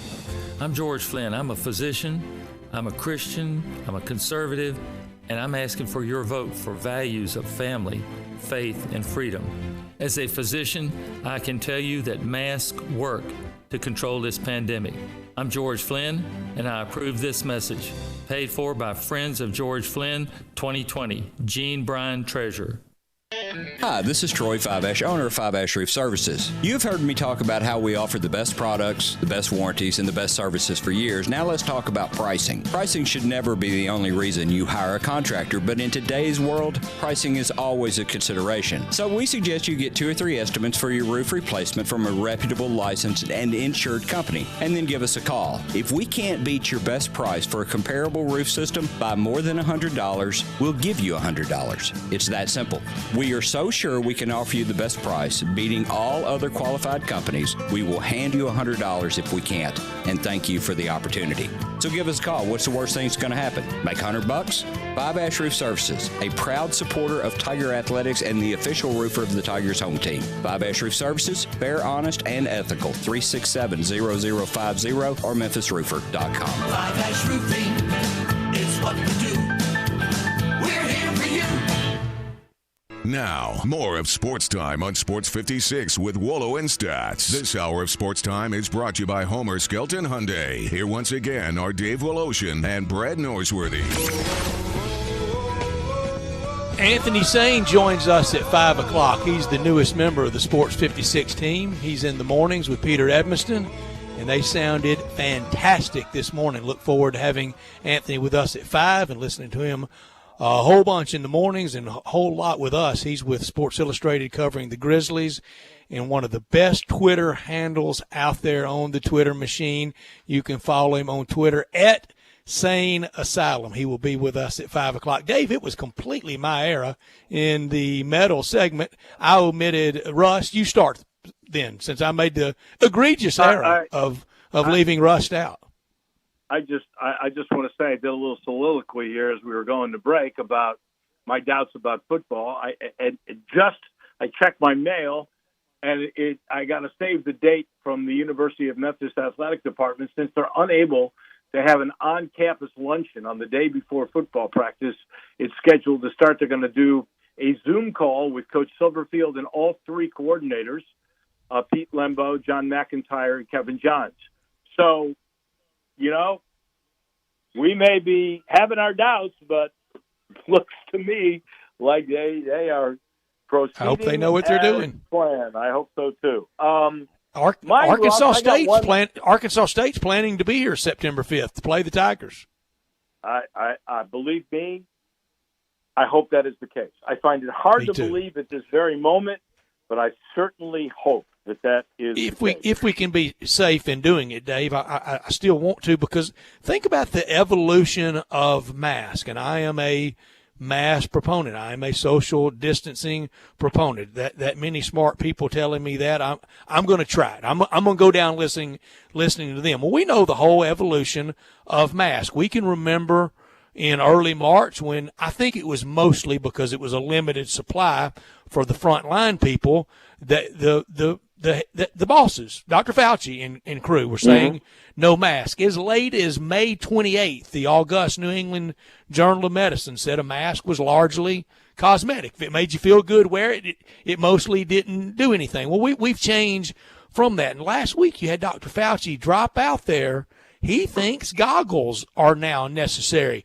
So if we followed the natural goggle evolution like we did mask, by the 1st of October, are we all wearing goggles if we go out? Well, that would be complete protection if you wore gloves, mask, and goggles. With long sleeves. Where are you going to get affected? I don't know if that's the ticket or not.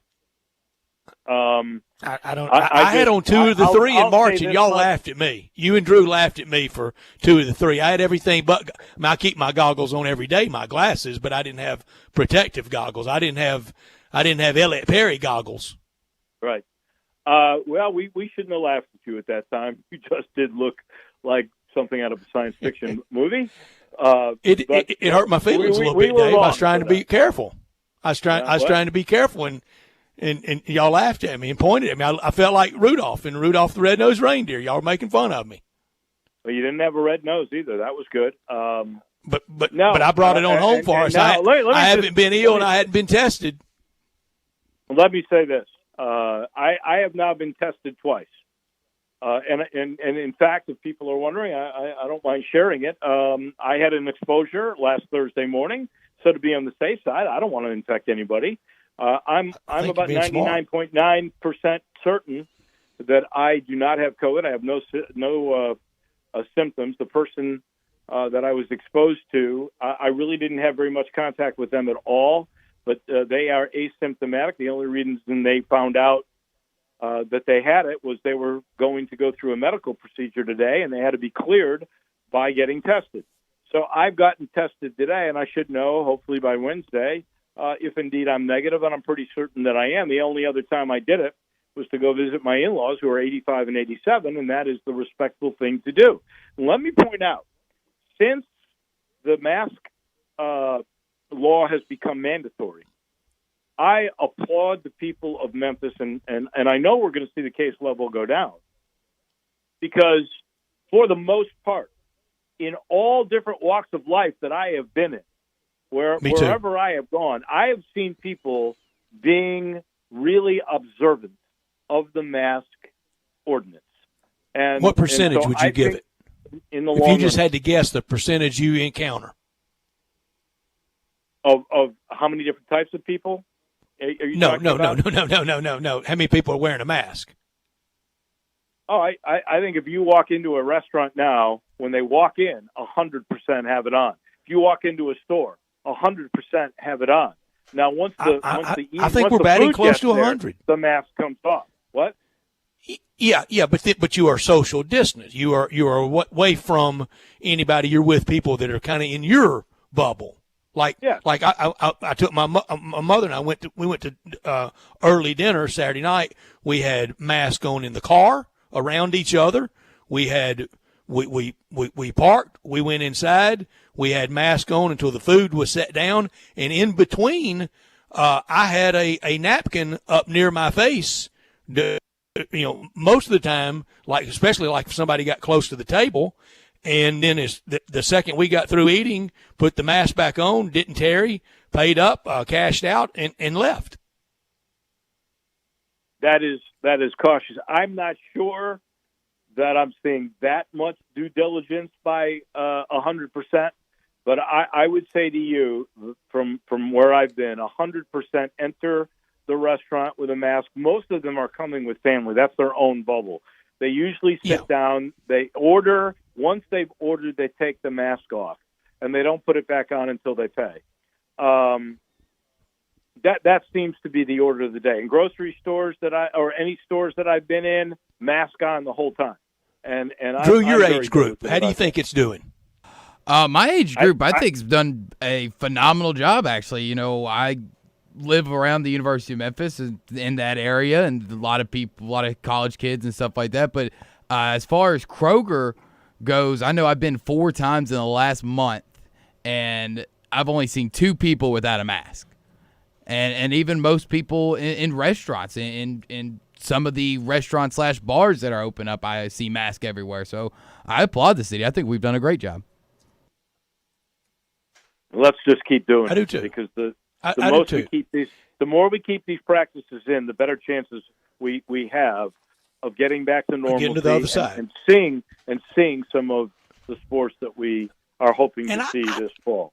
I don't mind it. It's no affront to me. It's no strike at my liberties for me to do it. In fact, yesterday morning, kind of my standard Sunday morning drill, going to go buy a real copy of the Arkansas Democrat Gazette. Go to my nearby convenience store and got out of my car and just forgot and was almost to the door and saw a patron coming out with their mask on. It clicked to me, went back, got mine, put it on before I went back in that store. I wasn't about to go in that store without it on because, it is it now is mandated and it is subject to some fine. I don't know many people that have, I don't know of anybody that's had a citation written, and I'd like to see I'd like to see the total coffers of a fine, but I dang sure don't want to be the first one to get cited and have to pay a fine.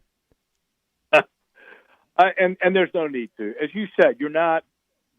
This is not political, and this is not an affront to your liberty. This is taking care of each other. That's how I view it. I'm trying to take care of you. You take care of me. I just don't. I don't see it at all as infringing on anything whatsoever. Now, in the privacy of my home, or me out Saturday afternoon working in my yard by myself, and not a person within 500 yards of me, I don't have it on. No, I don't have it on in my home unless somebody's coming for a meeting or something of that nature. Yeah, like I did that. The exterminator, the man from Extermination Company, came by. Terminex came by, and when I went to my back door to let him in, I had mine on. He had his on, and we're good to go. Absolutely. All right. I know we were supposed to do Rust. Rust. You opened up the door for me to do that about 7 or 8 minutes ago. I'm sorry. So I will give my Rust to Dwayne "The Rock" Johnson. You know what Dwayne "The Rock" has done? I do, and it's not going to work no matter how much money he's got. He has gotten together with his ex-wife. Speaking of, whatever settlement she got from him, she's putting up to buy the XFL. They bought it for what could go wrong, $15 million. Dave? What could go wrong in business with an ex-wife? I can't think of a thing. Can you? I'm thinking he just wants a tax write-off. That's what I'm thinking. But here's the deal. You talk about trying to get a bargain. He paid $15 million for what Vince McMahon spent $200 million on. Now that's a deal. Well, of course, it's a loser too. If you can afford to lose $15 million, more power to you. Dwayne "The Rock" Johnson. You know what I heard on crazy overnight radio Saturday night, well into the night? I woke up and I just leaned over and turned it on, kind of on with the alarm on, go back off in 45 minutes or so. That when Jeff Bezos, Amazon, Washington Post, richest man in the world, right? That when he got a divorce, you know what his wife's settlement was? Well, it was like $7 billion, wasn't it? 7. Try 60. Oh, it's more than that.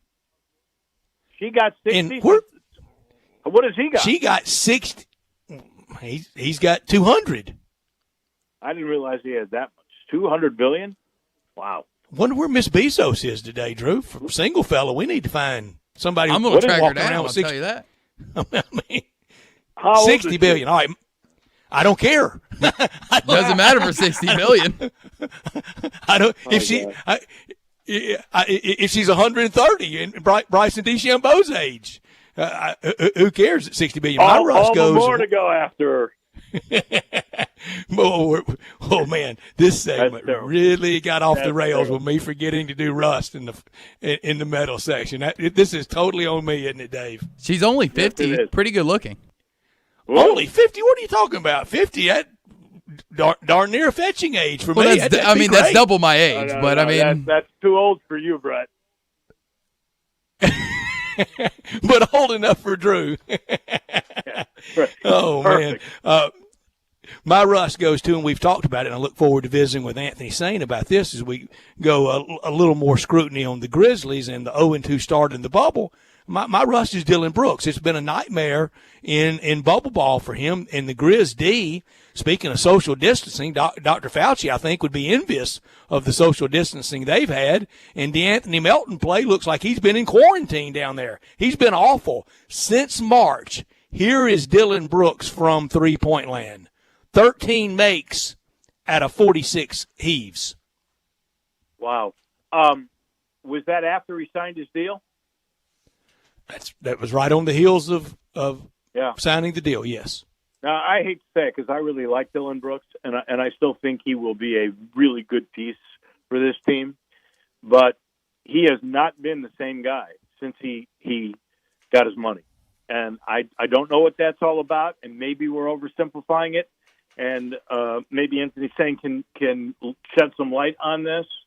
But I like Dylan Brooks, too.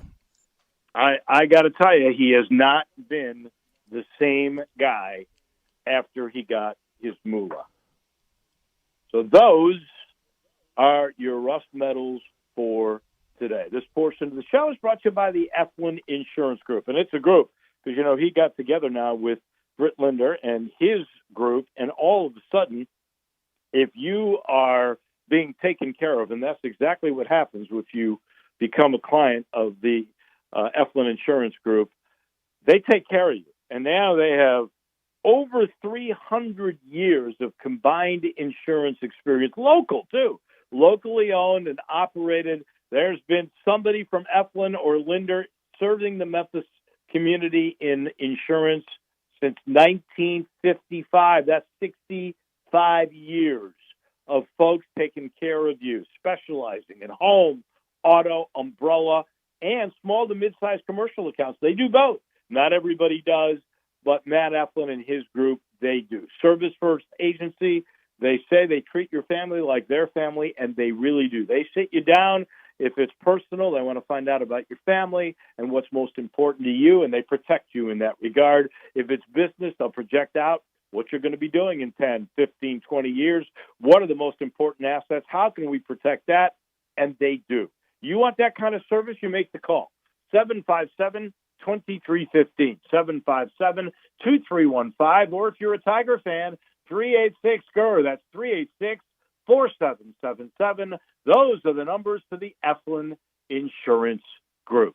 Back in a minute, we put a wrap on hour number 2 on this Monday edition of Sports Time on Sports 56. Greg Gaston and Eli Savoy get you through the midday with Sports 56 Middays. Delivered by FedEx. Weekdays from 10 till 1 on Sports 56, 96.1 and 87.7. Jay Farner here, CEO of Rocket Mortgage. Making the right financial decisions has never been more important. When you turn to Rocket Mortgage, we can help guide you to those right decisions now when they matter most. Mortgage rates are near historic lows, so now is a great time to call 8338-ROCKET. And if you need some extra money, a cash-out refinance could give you that financial boost you're looking for. Call today at 8338-ROCKET or go to rocketmortgage.com to learn more. Call for cost information and conditions. Equal housing lender. Licensed in all 50 states. NMLS number 3030. Napa know-how. Get all the quality parts you need at your locally owned Napa. Because right now, when you order from Napa online, you can pick up curbside at your local store in just 30 minutes. Or get your order delivered direct to your door with free one-day shipping on over 160,000 quality parts when you spend $35 or more. Quality parts delivered quickly and safely. That's Napa know-how. Napa know-how. At participating stores, standard ground shipping and exclusions apply. Progressive presents The Sounds of the Old World. The year is 2019, and someone is getting up to use the bathroom at the stadium. Excuse me? Excuse me? Oh, sorry. Excuse me? Mind if I just squeeze by here? This has been The Sounds of the Old World. Brought to you by Progressive, where drivers can still switch and save like it's 2019. Quote today at Progressive.com. Progressive Casualty Insurance Company and Affiliates. Hi, I'm Greg Gaston for Window Genie. Window Genie is a trusted name in window cleaning, but they do so much more. They can take care of your home or business. They clean interior and exterior windows with a streak-free guarantee. They clean gutters, do pressure washing and house washing. They can also clean and seal concrete, brick, and natural stone. Locally owned and operated, insured and bonded. Get your free estimate today and ask for the Sports 56 discount. Call 901-424-4100 and leave the dirty work to Window Genie. Commitment, dedication, perseverance.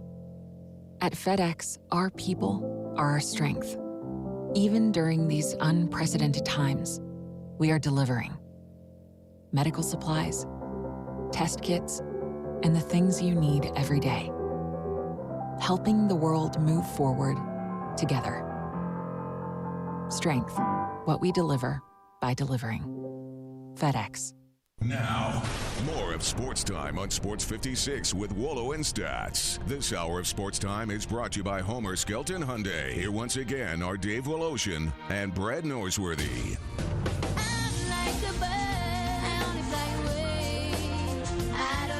Final few minutes of this second hour. Hour number 3 starts with Anthony Sain. As we have said many times, we are glad to have him on our team, and we're glad to have him on our show.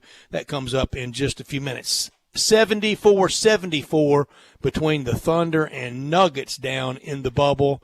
Grizzlies play at 5:30 against New Orleans. New Orleans installed as a 4.5-point favorite. What does Vegas know we don't know there, Dave?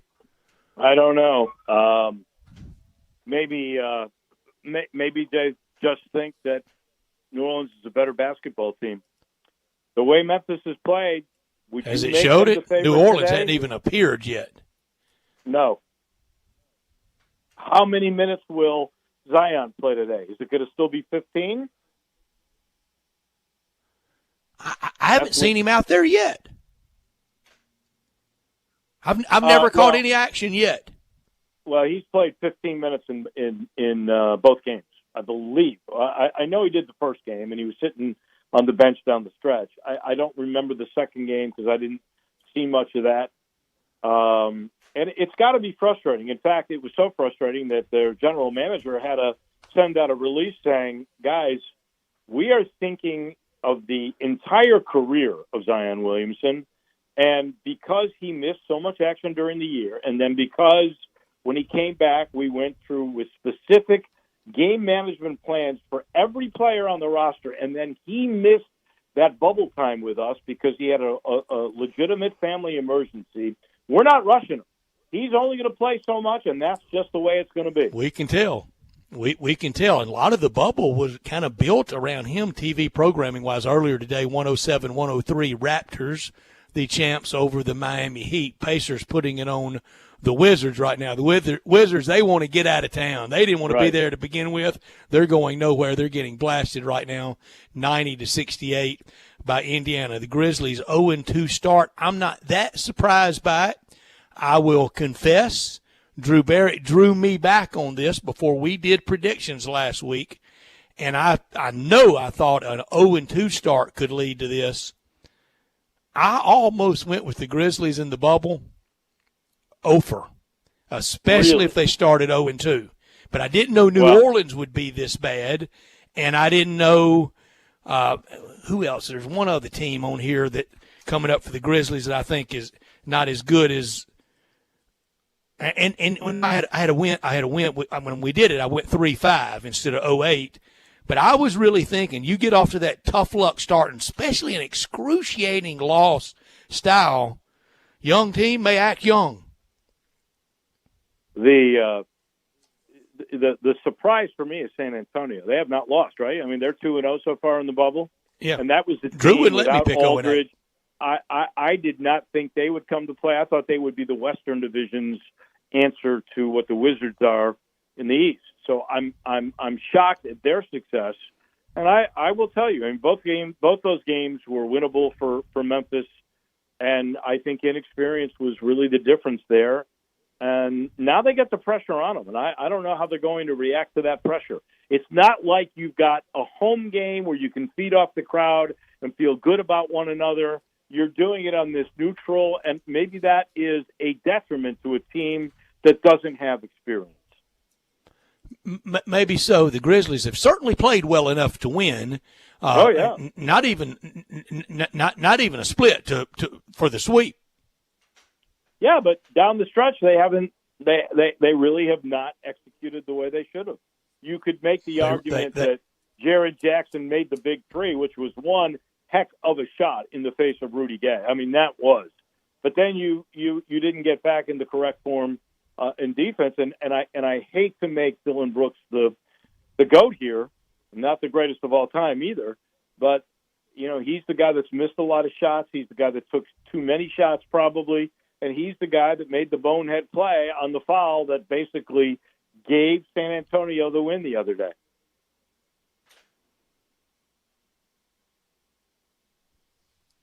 And I guess you are facing just about must win today. The only good news is New Orleans is not winning, nor is Portland, except for the Grizzlies game.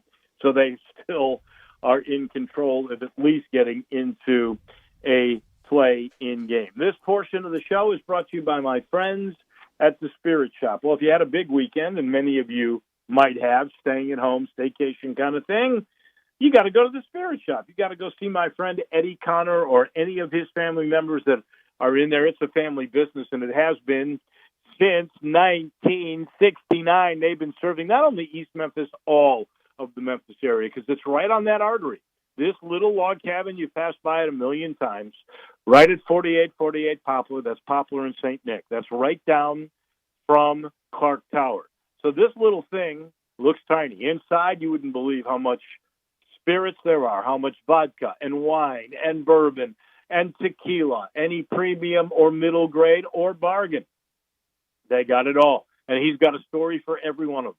If you want to become educated, go talk to Eddie. If you want to find out about the greatest up-and-coming wines, talk to Eddie. If you want to try to find rare bourbon like, say, Pappy Van Winkle, okay, talk to him.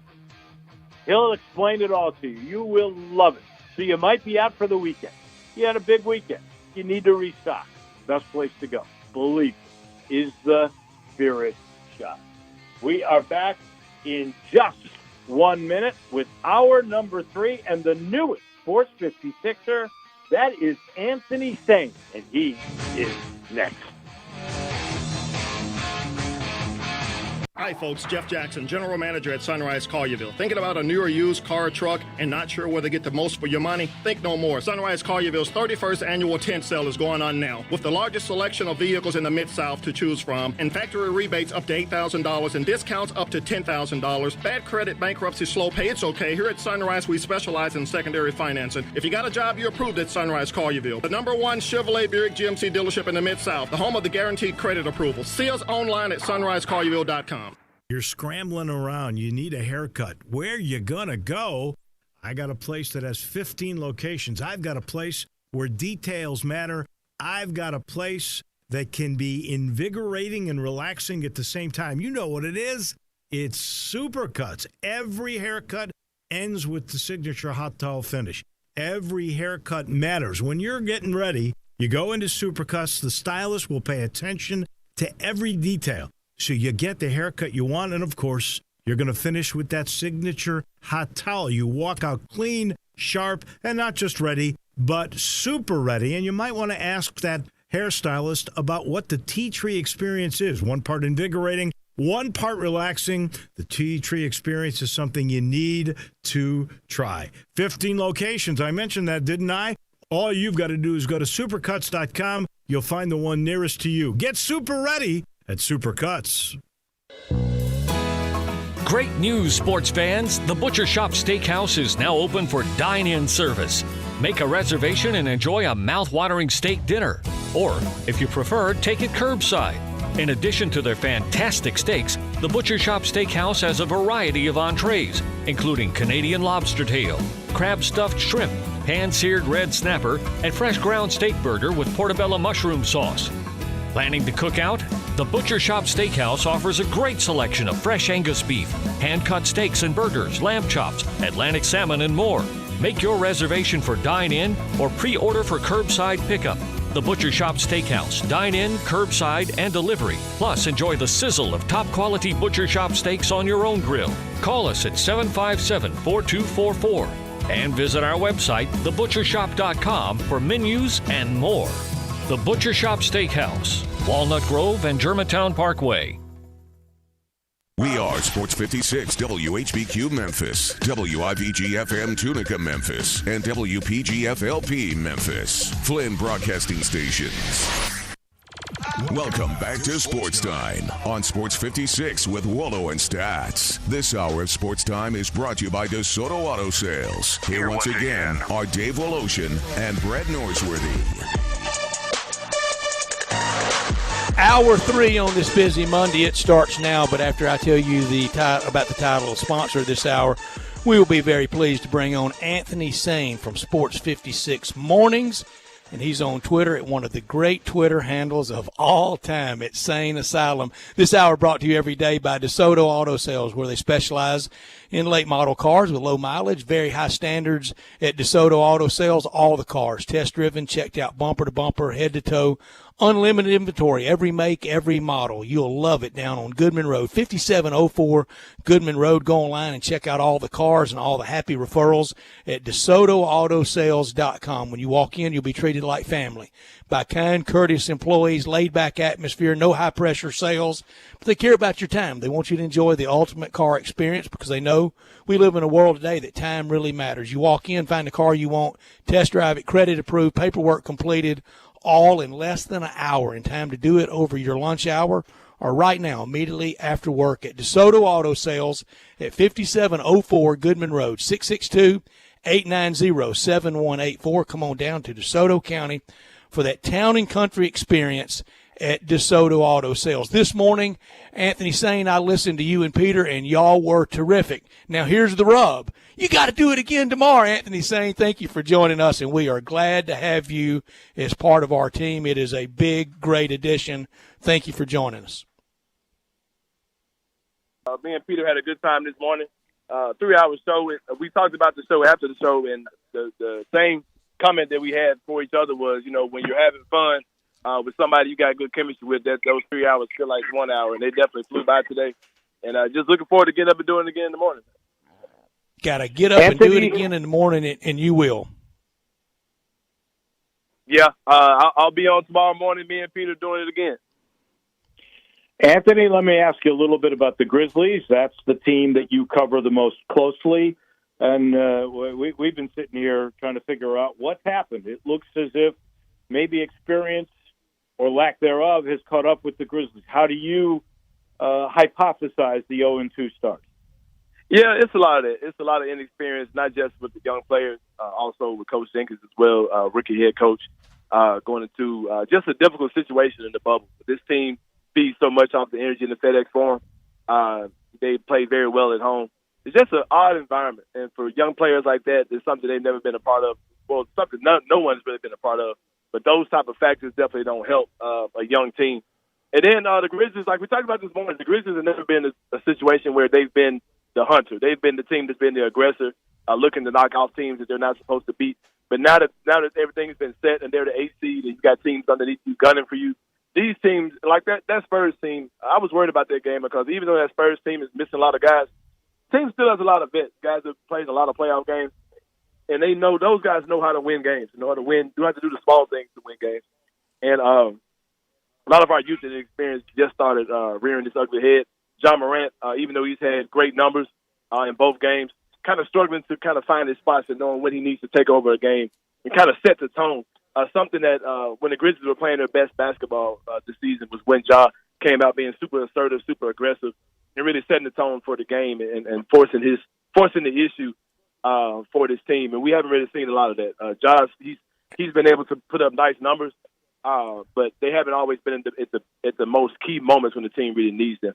But I'm thinking that coming back and playing after such an emotional game yesterday, I think that's definitely going to be to their benefit. Coach Jenkins says that he thinks his team is ready and they're focused to come back out here and do their thing. And I think with their backs against the wall, so to speak, in this big game, with the danger of being down 0-3 and their lead for the 8th seed being more in danger, I think they're going to come out today focused and ready to play. Even for Dylan Brooks, there's an experience in the NBA level for him, and especially for even guys even younger than him. And, Anthony, listening to you guys this morning, I thought you laid out and just did with us that most of this will be a good thing in years to come. Right. This is going to be that scab that becomes a scar that will be a good thing in years to come. Right. They're definitely ahead of schedule, and it's definitely good to see a team. Because, man, this team was supposed to be bad this year. I mean, just being honest. They weren't supposed to be good at all. They've legitimately overachieved, and now you got a situation where you got a team led by 20-year-olds who are playing very meaningful basketball in this historic situation in the bubble. And you can't write this up. You know what I mean? There's nothing you can simulate in practice to get guys ready for situations like this, where you've got, in just, a week's time, you're going to go up, you're going to play against a team that was in the Western Conference Finals last year in the Portland Trailblazers. This team is gunning for you, giving you your best shot, trying to knock you off. Then you're playing against one of the legendary, probably the greatest coach of all time, Greg Popovich. Then this Pelicans team who's been heralded the whole season with Zion Williamson. Like these are challenges that you can't simulate those in practice. And the opportunity these guys are going to get on the court in these 8 seeding games and possibly the playoffs is nothing to compare to it. And I think a lot of times as fans and even guys who cover the team, we've got kind of caught up in where they are now and not understand that this team is so far ahead of schedule that we really should just take a breath and just let these guys do their thing. And Dylan Brooks has been struggling, not making excuses for Dylan at all, but I think this is his 3rd season, but he had one season where he missed almost the whole season with injury. He just got a contract he's trying to live up to. Dylan just has to be reined in. I joked this morning how I compared Dylan Brooks to when my son comes over. There's certain things that my son likes to play when he's over at my house, like playing with Legos and playing with his Play-Doh. 2 things that I hate to play with him just because of the messiness of them and the danger of stepping on Legos and things like that. You're right about that. That is interesting to me, the Dylan Brooks thing. So I preface this by saying I loved it when they drafted Dylan Brooks. I watched him play in college. I thought the kid could be – look, he led the Pac-12 in scoring. Went to the Final Four. He has a nose, and he was the leader of getting that team to the promised land. I thought it was a steal where they got him in the draft. I thought he was worthy of getting the big contract. You just touched on it, though. Do you think the pressure of getting the money has gotten to him at this initial stage? Yeah, because Dylan's one of those guys who, like you said, dating back to college, Dylan just has a scorer's and a leader's mentality. And a lot of fans are kind of crapping on Dylan because he's going out there and he's taking, he's gunning. He's taking 20 shots a game. But that's the mentality that Dylan has. He's one of those guys who feels like, I don't think it's a bad thing to have a guy on your team who wants to be the best player in the NBA. And that's probably who Dylan thinks he is. I mean, do I think he's correct in thinking that? No, I don't think he's one of the best players in the NBA at all. But when you have a guy like that on your team, like when I was making that comparison, you have to limit his options. You have to make the game simpler for him and limit what he's able to do on the court. And that's something that not only Coach Jenkins has to do, but that Ja Morant, the point guard of the team, has to do as well. And that goes back to the inexperience, where Ja is a guy who wants to be the distributor and make other guys great. But he has to understand that letting Dylan do those type of things is to the detriment of the team. He's just got to come in and just take over and just make things happen. Last week we went game by game, Dave and Drew and myself. We went game by game, Anthony, for the Orlando bubble. Dave picked 4 and 4. Drew picked 5 and 3. I picked 3 and 5. And I know I said a bunch of times leading up to going to Orlando after the schedule was revealed that having to face Stotts, Pop, Gentry, Snyder, Donovan, Nurse, Stevens, and Bud would be tough down in Orlando. And it's proving to be. Right. They definitely. I had them going 5 and 3. I don't think that's going to happen now because I had them going 2 and 1, maybe 3 and 0 in these first 3 games. That's definitely not happening. I think that those games toward the end of the season, when you start playing those teams on the East Coast, I think that those teams won't have much to play for, and I think that they'll just kind of keep their guys warm and then sit their starters. I don't think they're going to be screwing around and just trying to play to beat the Grizzlies per se. So I think Grizzlies may be able to benefit from some of those type of things. But like you said, so much of this is coaching. And when you got a rookie coach who's out there for the first time, I don't want to call Coach Jenkins stubborn because he really hasn't been around long enough to be stubborn, really. But he's kind of set in his ways as far as playing 10, 11, 12 guys in his rotation and kind of stuck to his starting lineup and stuck with the guys who kind of got him there. And that could be to his detriment and that could be to his benefit. We really haven't seen so far. Just hoping that Grayson Allen can get some more minutes today. Grayson knocked down some big shots, just really played hard in yesterday's game. Just hoping that John Jaren can get going early, hoping to see more Brandon Clark. Not really understanding why we're seeing so much Anthony Tolliver or really at all during these games when you have 3 bigs like Jonas, Jaren, and Brandon Clark on your team. But I hope that it's unfortunate that coaches learning on the fly, especially when you're playing against these legendary coaches like you mentioned. So you think he's playing too many people in the rotation? Who would you like to see out? I really don't like him playing Tolliver. I don't like any situation where your better guys are sitting because of lesser guys.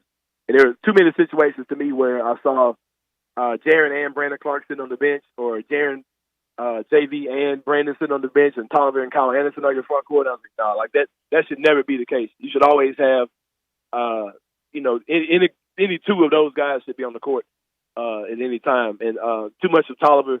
And then I think you should either play Grayson or Josh Jackson. If DeAnthony's doing well, you should play either one of those two, and not particularly both of those two. But DeAnthony Melton's been struggling so bad this whole time he's been down there. I don't know if it's moving him over to the point guard position that's made him struggle so much. He can't make a shot. He looks kind of lost on offense, just really struggling. So, like I said, coach is just really kind of trying to find his way, and having that rookie coach out there in this situation just remind you that this is a young team and a young coach as well. All right, I'm going to do it. Is tonight must win? It's hard to say it's must win. I think that the Grizzlies are in a situation where they always were going to be in a play-in situation more than likely with somebody, and it's just a matter of who that team will be. I just think you can get in a dangerous situation if you mess around and flip-flop. Like if you're the ninth seed and now that whole advantage that you had of only having to win one game, now it's flipped over to another team. And a team like, maybe the Spurs or Portland or whoever is at 8 and you're in 9, I just think that's a dangerous situation. But, you still got, 5 more games after this game to play. So, I would love to see the Grizzlies win this game. It'd be very unfortunate if they didn't, because it would put them in a tougher situation as far as the standings. But I hate to say it's a must-win when you still got 5 to go. I'm with you, especially since both New Orleans has lost and Portland has lost, which has helped out. The shock is San Antonio, because I really thought they were just coming for dressing. I didn't think they'd really come to play, especially as well as they have, although the Grizzlies sort of helped them out the other night. The DeAnthony Melton thing is intriguing to me too. I like DeAnthony Melton. I thought when Tyus Jones went down that he would step up and really be a good player in that regard. So you think it's playing that point guard position that has really troubled him? Yeah, I think it's playing the point guard position, and here as opposed to Phoenix. Melton played some minutes at point guard last year, but they were more of a this Memphis offense is more free flowing, like as far as moving the ball around. And I'm not sure with him playing the point guard in that type of offense is his best situation.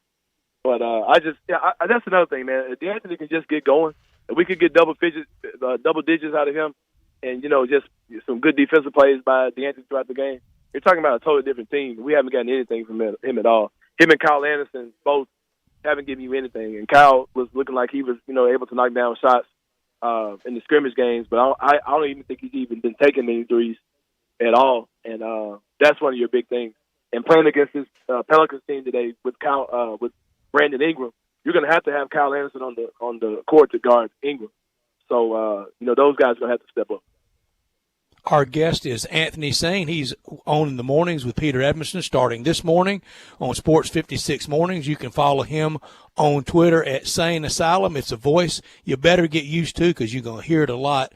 We're so glad to have you with us, Anthony. And I think DeAnthony Melton should be really glad for Dylan Brooks kind of taking all the heat, because DeAnthony Melton's minutes in the bubble, they have been really poor. Yeah, it's been bad. I mean, even in the scrimmage games. And we talked about that this morning as well. Another thing we talked about was the whole stat with Dylan Brooks, as far as back when the team had they were undefeated when Dylan Brooks was scoring 20 points. I always said that stat was being kind of misused.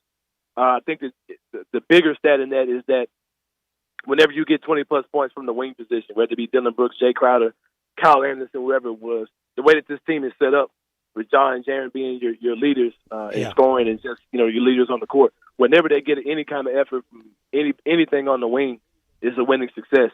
And I think too much of that was pointed towards Dylan Brooks in particular, but just kind of shows you that with Taylor Jenkins' system and with those two guys leading the team, that whenever they get whoever that ultimate placeholder will be, wherever they get the ultimate player that will be your wing scorer, you're looking at a dangerous team. But to your point, Dylan's been bad. And I think that's the only thing that's kind of saving DeAnthony from the criticism that he probably should get while he's in Orlando. You intrigued me by your Grayson Allen comment about seeing him play some more. Mm-hmm. Here's a guy that many people think will never make it as a pro. A lot of flaws in his game. Certainly not loved by teammates. Do you think he's turned a corner?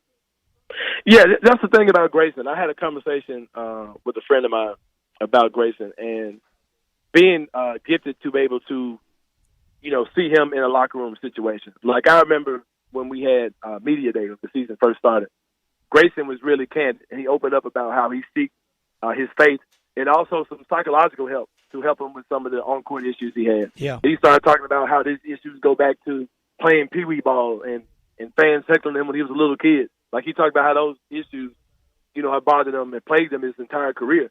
And you saw a guy that was transparent, who was admitting he had a problem and was trying to work on it. And you've seen him grow throughout the season. He's a guy that the guys seem to like. He was, I don't know if you guys know about this, but Coach Jenkins had a free throw shooting competition where the guys had a wrestling belt, like a championship belt. And Grayson would don this belt in the locker room after every game with pride. And, he's just one of those guys who he's been available. He stayed ready. After his injury, he rehabbed and got his body together. And he's really trying to find a home here with the Memphis Grizzlies team. And Coach Jenkins obviously trusts him. The front office seems to like him. And I personally, I'm glad to see his redemption story. Memphis is a city where we've seen stories like Zach Randolph, Tony Allen, just different guys over time who came and went, who came through Memphis and had redemptive stories to their NBA careers. And I hope that Grayson continues to be the same thing here. Anthony, that is a really good point about Grayson Allen. He was up front about an issue that if people struggle with it, sometimes they're very reticent to go public with it. But I do think after they do, it's liberating for them, and it looks like it's been liberating for him. At the bottom of this hour, the Grizzlies and Pels. Explain Zion. If you blink, you've missed him. I'm not kidding you. Every time I turn it on, he's on. They're showing a close up of him on the sidelines. A lot of the bubble TV programming was built around him.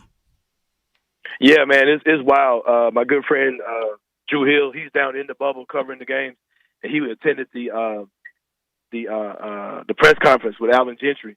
And Gentry said that you'll probably see Zion in quick bursts at the beginning of every quarter. And Pelicans fans just were livid. They were tweeting at him, and it was wild. And if I were a Pelicans fan, I'd be alarmed. I talked about that this morning as well. Zion Williamson, probably one of the most unique talents you've ever seen. Just a physical specimen as far as his things he can do on the court. A guy his height and his size that can dominate the game with his athleticism. And I'll say it now. I've been saying it for a while. I'd be surprised if we see a long career by Zion Williamson. This is a guy who's been plagued by injuries his entire basketball career, dating back to high school. And, those things don't just miraculously stop. You know what I mean? So then he's having issues staying in shape with conditioning. Just seems like it could be, a very bad situation on the way. I hate for that to be the case because he's a guy who definitely can just elevate the entire product of the NBA. But it's not looking too good as far as Zion. They got him on load management already. The 20-year-old guy that you can't even keep on the court. And, I for the Grizzlies' sake, especially with a win today, that'll be good. But just an overall picture, I crack a lot of jokes about Zion, but I hope that this isn't a nightmare situation for the Pelicans and their fans. I hope not either, because I think he's a guy that is good for the game. Everybody loves watching him. He is outstanding. Along those same lines, Anthony, since you are so astute on what's happened to Zion, what do you think about Justice Winslow, who's really been pretty much in the same category, hasn't been able to stay healthy, hasn't been able to get on the floor? Another Dookie, for that matter. Right. Yeah, as well as Tyus Jones, which we talked about with injuries. But Justice is and Marvin Bagley. Yeah, Marvin Bagley as well. I just feel really bad for Justice, man. It's a guy who, he battled back to get ready. And if the pandemic never happened, he would have played his first game against Portland months ago. He was ready to go, suited up, ready to go, and then the pandemic happened. And then, he goes to Orlando. You could tell he's super excited to be out there. He's super amped up. And he just has a wild injury at practice where he gets that hip injury. From what I'm hearing and the way it looks, seems like he'll be back when the season starts, whenever that is, December, January, whatever. But just a guy who you would love to see on the court because of things he can do with the ball in his hands defensively as a leader. Just giving John Morant a second ball handler on the court with him, a second playmaker who you trust their decision making. That's something I talked about this morning with Peter. That when you lost Justice Winslow, the first thing that came to my mind was now with Justice out, Dylan is going to have to make more decisions and be more of a playmaker. And I think that Justice Winslow would have been that perfect guy to kind of keep Dylan in his role. But with him being out, it's just very unfortunate that another big wing that can handle the ball, make plays, make smart decisions that you lost him. Guy that we haven't seen on the court, but we know what he does. But it's just very unfortunate for him. I think he's fine. I hate using words like injury prone for guys.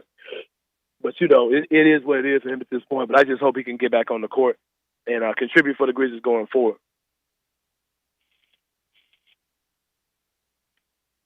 Anthony, break me down this game today. I think we all agree, maybe not totally must win, but very, very important. What do you think we'll see today when I think in about you'll see 9 minutes they tip it off? Right.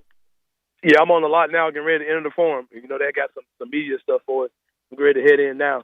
So I think the Grizzlies are going to come out with good energy. I think they're going to come out playing hard from the beginning. I think that they got the wake-up call in that game against the Spurs, and they've seen in the last two games that when they come out with the right energy and aggressive, you know, good things happen.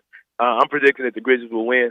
I was worried about it. I couldn't give a strong prediction this morning, but as I've sat on it and just kind of gathered information, I think the Grizzlies are going to come out and do what they need to do. I think Jaren Jackson Jr. making that big shot towards at the end of the game last night, and then the feeling of defeat of missing the potential game winner yesterday. I think that he's ready to get back out there and pick up where he left off. I think Jai is as well, and I think the fact that they get a turnaround with this quick turnaround. Physically, I'm not really worried about them looking lethargic, but I think that mentally they'll be more precise and can come out with the win based on that tough emotional loss they had yesterday. He's Anthony Sane. You listen to him in the mornings now with Peter. Welcome to the family. Can't wait to hear more and more of you as time goes on, and we really enjoyed today. Thank you so much. Oh, yeah. Thank you, guys. Thank you, Anthony. Great job. All right. Thank you so much. Anthony Sane, brought to you in part by Conway. Conway Services, heating, cooling, plumbing, electric, even the main drain that they will come out for one time and clear for you. If you have any other problems, they come out free of charge all the time. And I wonder, is your air conditioner sputtering a little bit in the heat? Is it able to go? This is the perfect time to get something new technology. They have air conditioning systems right now at Conway for those of you who need technology for as low as $79 a month. That's right. You can replace your old energy guzzler air conditioning system this month for $79 a month if you've got approved credit. And with today's more efficient models, you really save so much money on your utility bill every month. It pays for itself. So the next time you've got air conditioning problems, you call the experts at Conway, and you know you're always going to get that award-winning service every time. 8,000 five-star reviews on Google. It's amazing. It really is. All you got to do is make the call. 384-3511, 384-3511. That's Conway Services, heating, cooling, plumbing, and electric. Nice to have Anthony Sane in the fold. Isn't it? Isn't Yeah. it, Dave? And he mentioned the Grizzlies and the good energy. How about his great energy and just bringing it with us, and sounded terrific this morning with Peter, and look forward to having him with us quite a bit during the Orlando bubble that is going on now. I'm trying to get a score. Come on, give me a lower third Chiron score between Denver and Oklahoma City. They're not. They're giving me every other box score. Every other 103 information OKC to 96. Thank you, Drew. 103-96. The Thunder in good shape, and the Thunder today co-winner of Coach of the Year. Billy Donovan got a piece of it, and the other half was Bud. Nick Nurse on the outside looking in. He was really close to making it a three-way for NBA Coach of the Year, but co-coach of the year. Billy Donovan and Mike Budenholzer. I would have gone Bud the whole way. I thought what he's done. I know he's got would have one great over player. Donovan. Well, I like Billy Donovan, but the best record in the regular season was the Milwaukee Bucks, and this guy has done a heck of a job of developing those guys, putting them all in the right place, developing a second guy to Giannis, getting Giannis better. I think he was deserving. you're right. They have one 5-star. They have some good players, and they're a really long team. It's the all-airport team of all time. But the satellite pieces, I'm even wondering now, is it enough for them to win a championship or even represent the East? But they clearly have the best player. We're going to take this break. When we come back, we've got a lot to catch up on, some baseball notes to catch up on, maybe one last look back at the WGC FESJI, and one more look ahead as the ball's tipped off in Orlando for Grizzlies and Pels. You're listening to Sports Time on Sports 56 with Wolo and Stats. Broadcasting from the Family Leisure Studio, we are Sports 56, 96.1 and 87.7. This is the sound of a blizzard treat at DQ, but it also sounds like a weekend bike ride, a post-game celebration, and a sunset on the dock. Wow, doesn't a blizzard treat sound good? Stop by DQ and grab one today, like new Oreo fudge brownie. Thanks for being the sweetest fans in the world. DQ, happy tastes good. As you get back to business, small things can make a big difference. Like marking safe distances with floor tape and posting reminders to wash hands. As always, Grainger is here to help, offering supplies and solutions for every industry. Free access to product specialists, 24/7 support, safety recovery guides, and more. It's part of our commitment to help you adapt and recover in these challenging times. Call, click Grainger.com, or just stop by. Grainger, for the ones who get it done. Hi, this is Jay Farner, CEO of Rocket Mortgage. Making the right financial decisions has never been more important. We can help guide you to those right decisions now, when they matter most. Mortgage rates are near historic lows, so when you call 8338-ROCKET or visit us at rocketmortgage.com to start your refinance, you'll be well on your way to saving money every month. The rate today on our 30-year fixed-rate mortgage is 3.375%, APR 3.59%. Right now could be a great time for you to take some positive financial steps forward with a cash-out refinance from Rocket Mortgage, which could give you the boost that you're looking for. In addition, we may be able to help you refinance with little or no out-of-pocket costs. At Rocket Mortgage, we're committed to every client, every time, no exceptions, no excuses, giving you the best mortgage experience. Call us today at 8338-ROCKET or go to rocketmortgage.com to learn more. Rates subject to change. Pay 1.875% fee to receive this discounted rate. Call for cost information and conditions. Equal housing lender. Licensed in all 50 states. NMLS number 3030. Hi, this is Rob Brown. Join Pete Cordelli and me for Sidelines Saturday mornings, 8 to 10 a.m. on Sports 56, 87.7, and 96.1 FM. We'll cover the Memphis Tigers, the SEC, recruiting. Hey, if they keep score, we're covering it. Check us out on the website at sports56whbq.com and sidelines.live. Sidelines is brought to you by Duncan Williams Asset Management. Saturday mornings, 8 to 10 a.m. Get up and give us a call. I Buy Houses, 901-406-1101. That's 901-406-1101. I Buy Houses. I Buy Houses will buy a house in any area, in any condition, and yes, it's guaranteed to close in 5 days. If you need to sell your home quickly, call 901-406-1101. If you've been through a divorce, if you lost your job, if you're tired of renters, I Buy Houses can get you your money quickly. I Buy Houses will buy your home in Shelby County, DeSoto County, Memphis, Bartlett, South Haven, Horn Lake, Olive Branch, anywhere and everywhere in between in any condition. And yes, they're open 24 hours a day, 7 days a week. I Buy Houses, 901-406-1101. That's 901-406-1101. Grab that pen, 901-406-1101. I Buy Houses.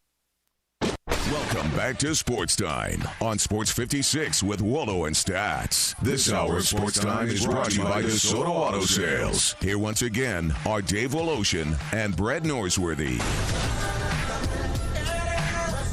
Oh man, picking these games in the bubble, we knew they were going to be tough. I think the action's been really good. It has not felt as antiseptic as I feared it might.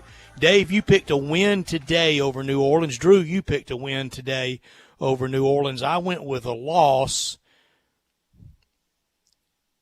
I'm waiting to see how the game starts and how much Zion plays. I just can't understand why New Orleans installed as a pretty good favorite. 4.5 is well. First off, that matters. Zion won't play. he won't play more than 15 minutes, no matter what. So whatever his contributions are, it's going to be limited to very, very much it's not less very long of what it could be. No, and they're going to go with that plan the whole way through. It almost seems to me that as a team or as an administration, management, they decided a while ago that Zion is a thing that they're going to slowly bring into the fold, and they don't really care if it is this year. That is what I got from the general manager's written statement, and that's what you seem to be getting. I don't know if Alvin Jeffrey feels that way, but that seems to be what the majority of the philosophy is for the Pelicans, that Zion is going to be brought along very slowly for the long run, and that may not include this year. As far as the bubble, I can't quite get a handle on it. I mean, good teams don't play well.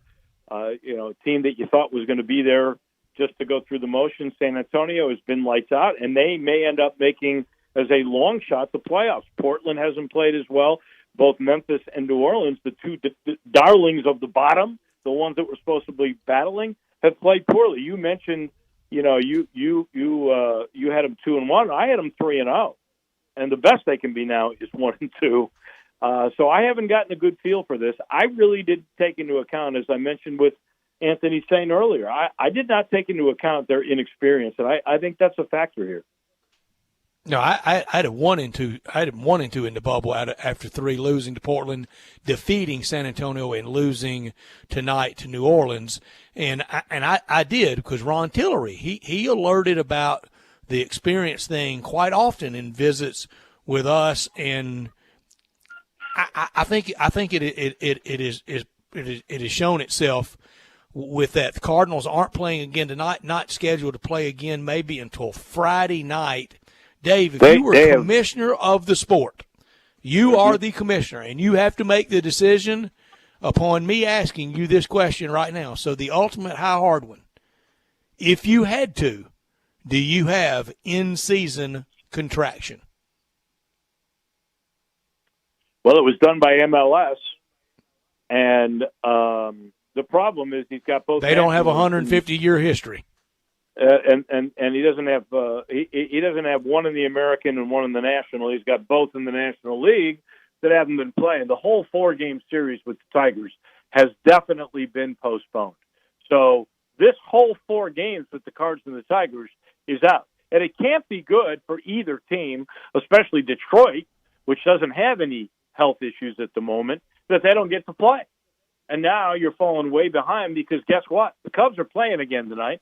The Yankees, I think, are playing again tonight. All these teams are still playing, and how are they going to make them all up? So your point is well taken. I think if I were the commissioner, I would be doing a better job of using all 60 men.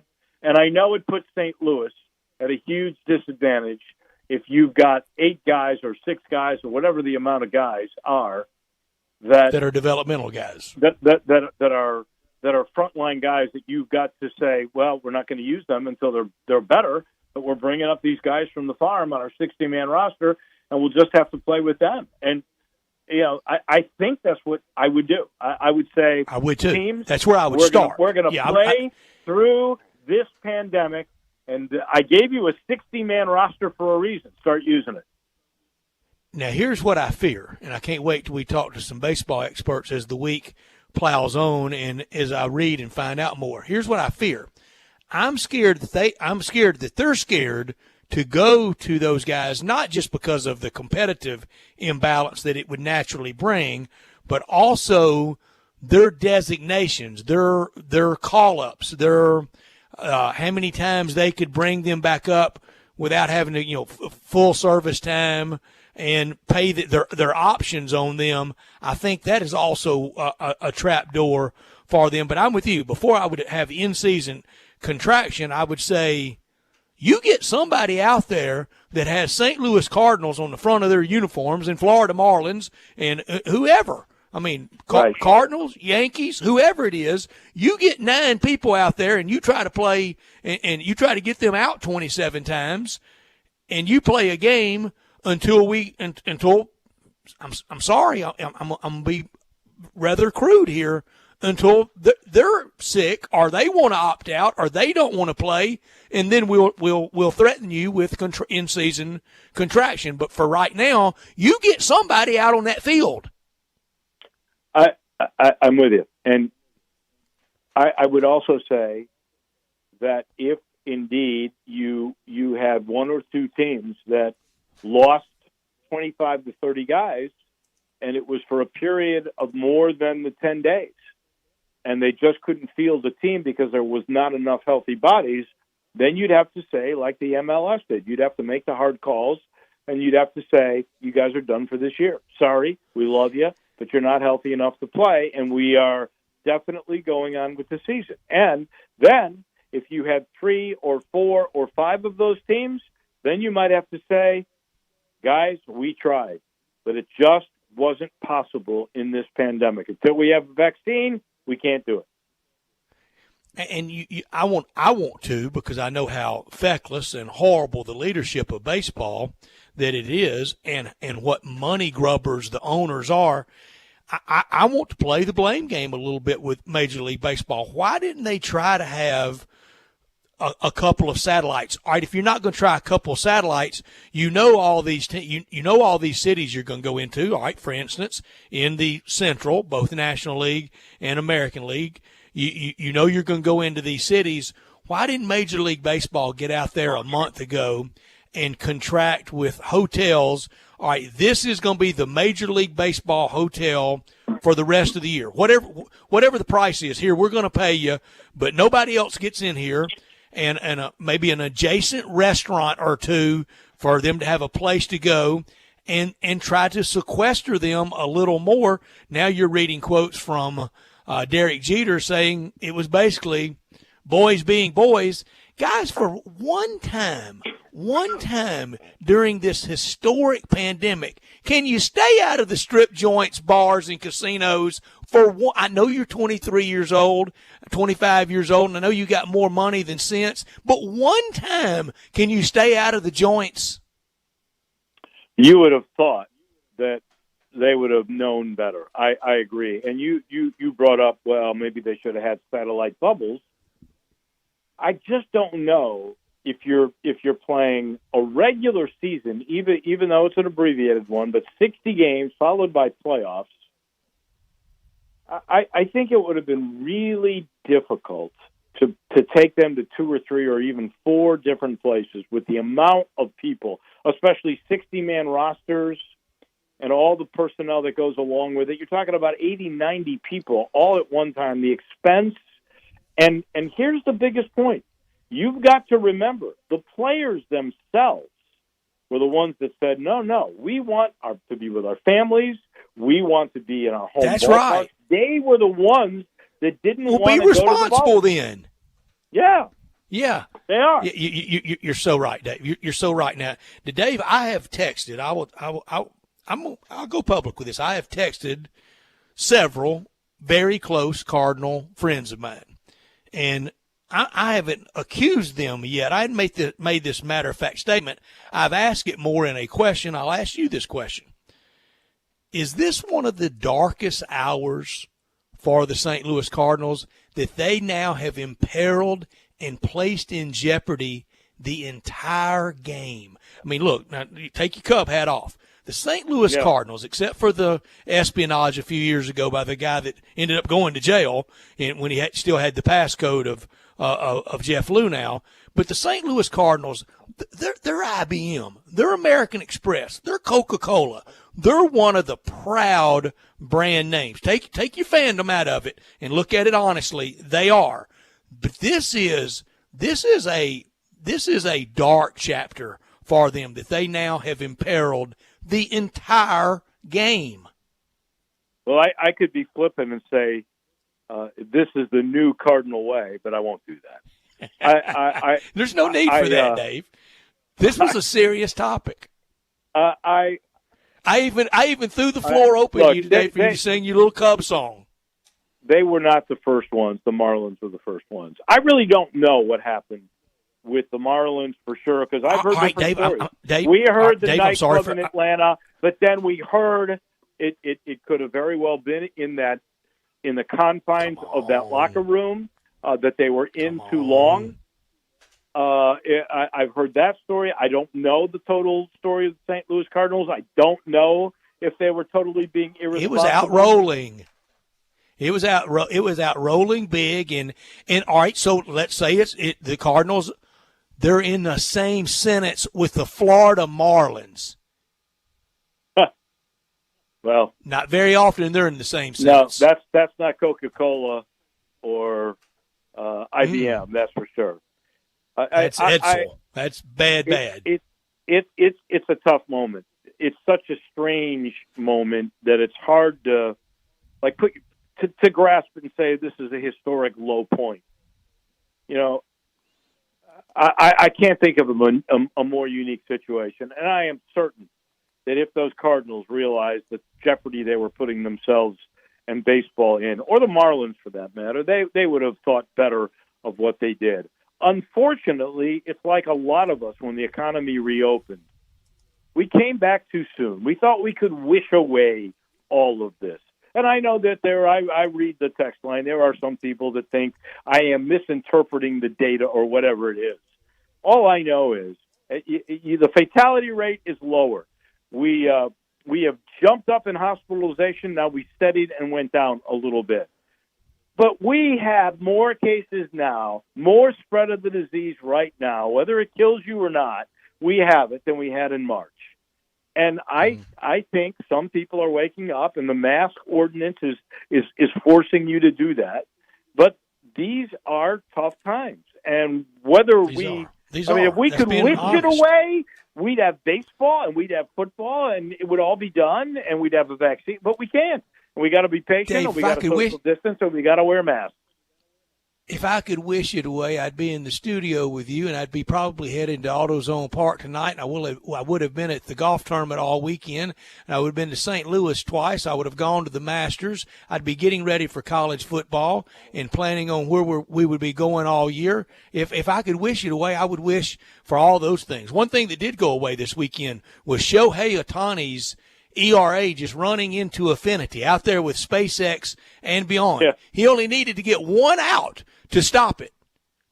He got 5 outs. Now his ERA is at 37.80. He'll get it down under 20 in no time.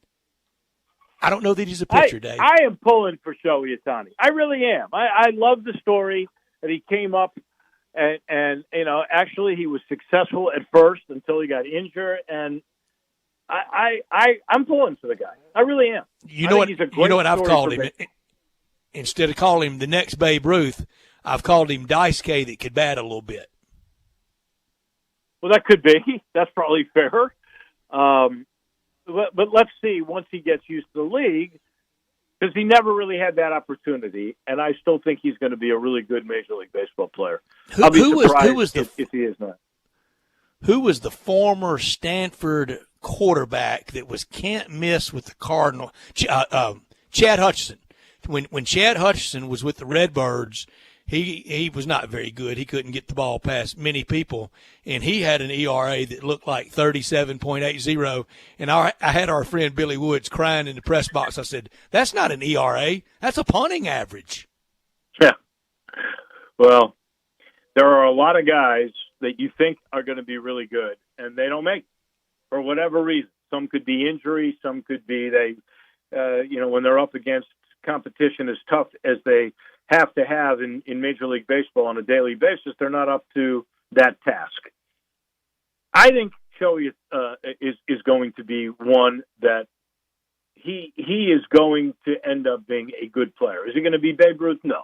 Is he going to be an all-star every year? I'm not certain of that. But I think he'll be around. The Babe Ruth bar was a little high. Being Babe Ruth just a little. Hey, a little. That's a little high. In the meantime, if you're a Yankees fan with their start, if you're a Cub fan, if you're a Twins fan, man, you want this baseball season to continue because you're not far. You're just 10 or 15 games away from really saying, you know what, we're going to make the playoffs.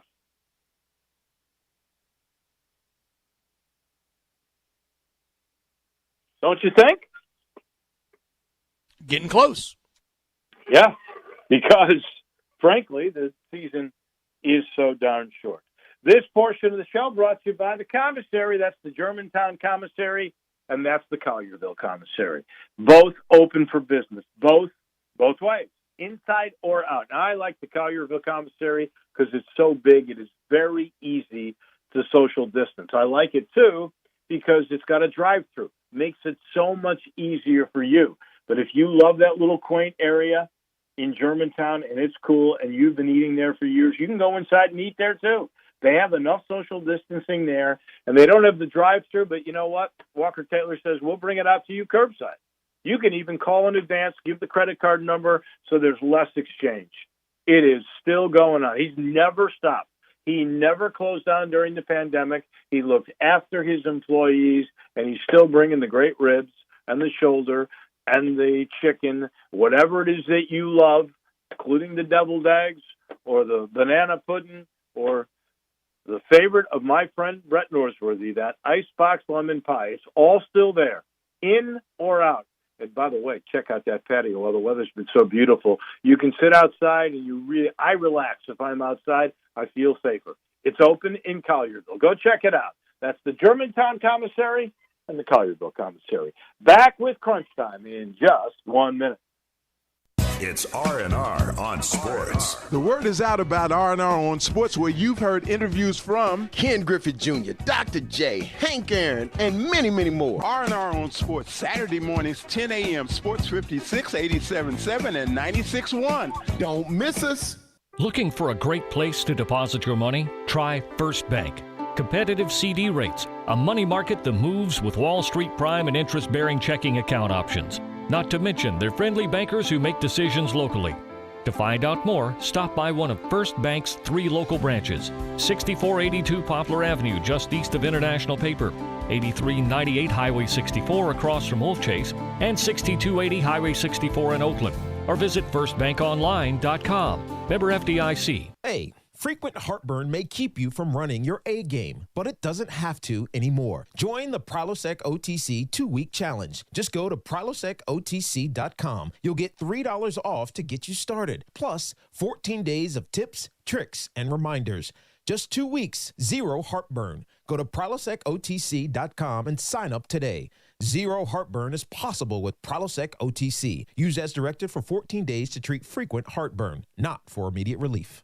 I'm here with the great Pat Donahue from the Rendezvous Restaurant Shipping Department. Thanks, Brett. We've been shipping our ribs all over the country now for decades from our USDA-inspected shipping kitchen in the Pinch District. We hand-cook our ribs in pits that Mr. Charlie built over charcoal, just like they do at the restaurant. So what comes in a rib box? We could do pork shoulder, we could do ribs, our sauce, seasoning, baked beans, coleslaw. We'll even throw in Pancho's cheese dip with our nacho boxes. We also put a bag of Rendezvous seasoned popcorn, heating instructions, some chef hats, some wet naps, and some other helpful tips from our kitchen. We ship our ribs overnight, exclusively FedEx. And we put them in nice packaging. We don't ever want to use styrofoam, so we use corrugated cardboard, actually 2 boxes that fit nice together, so the ribs get to you, your loved ones, or your clients in a safe, wholesome manner. Rendezvous ribs are perfect for out-of-town clients, customers, loved ones. We also ship ribs for any occasion. Where do we order these great ribs? You can go to www.hogsfly.com or give us a call at 1-888-464-7359. Charlie Burgos' Rendezvous Restaurant in the alley since 1948.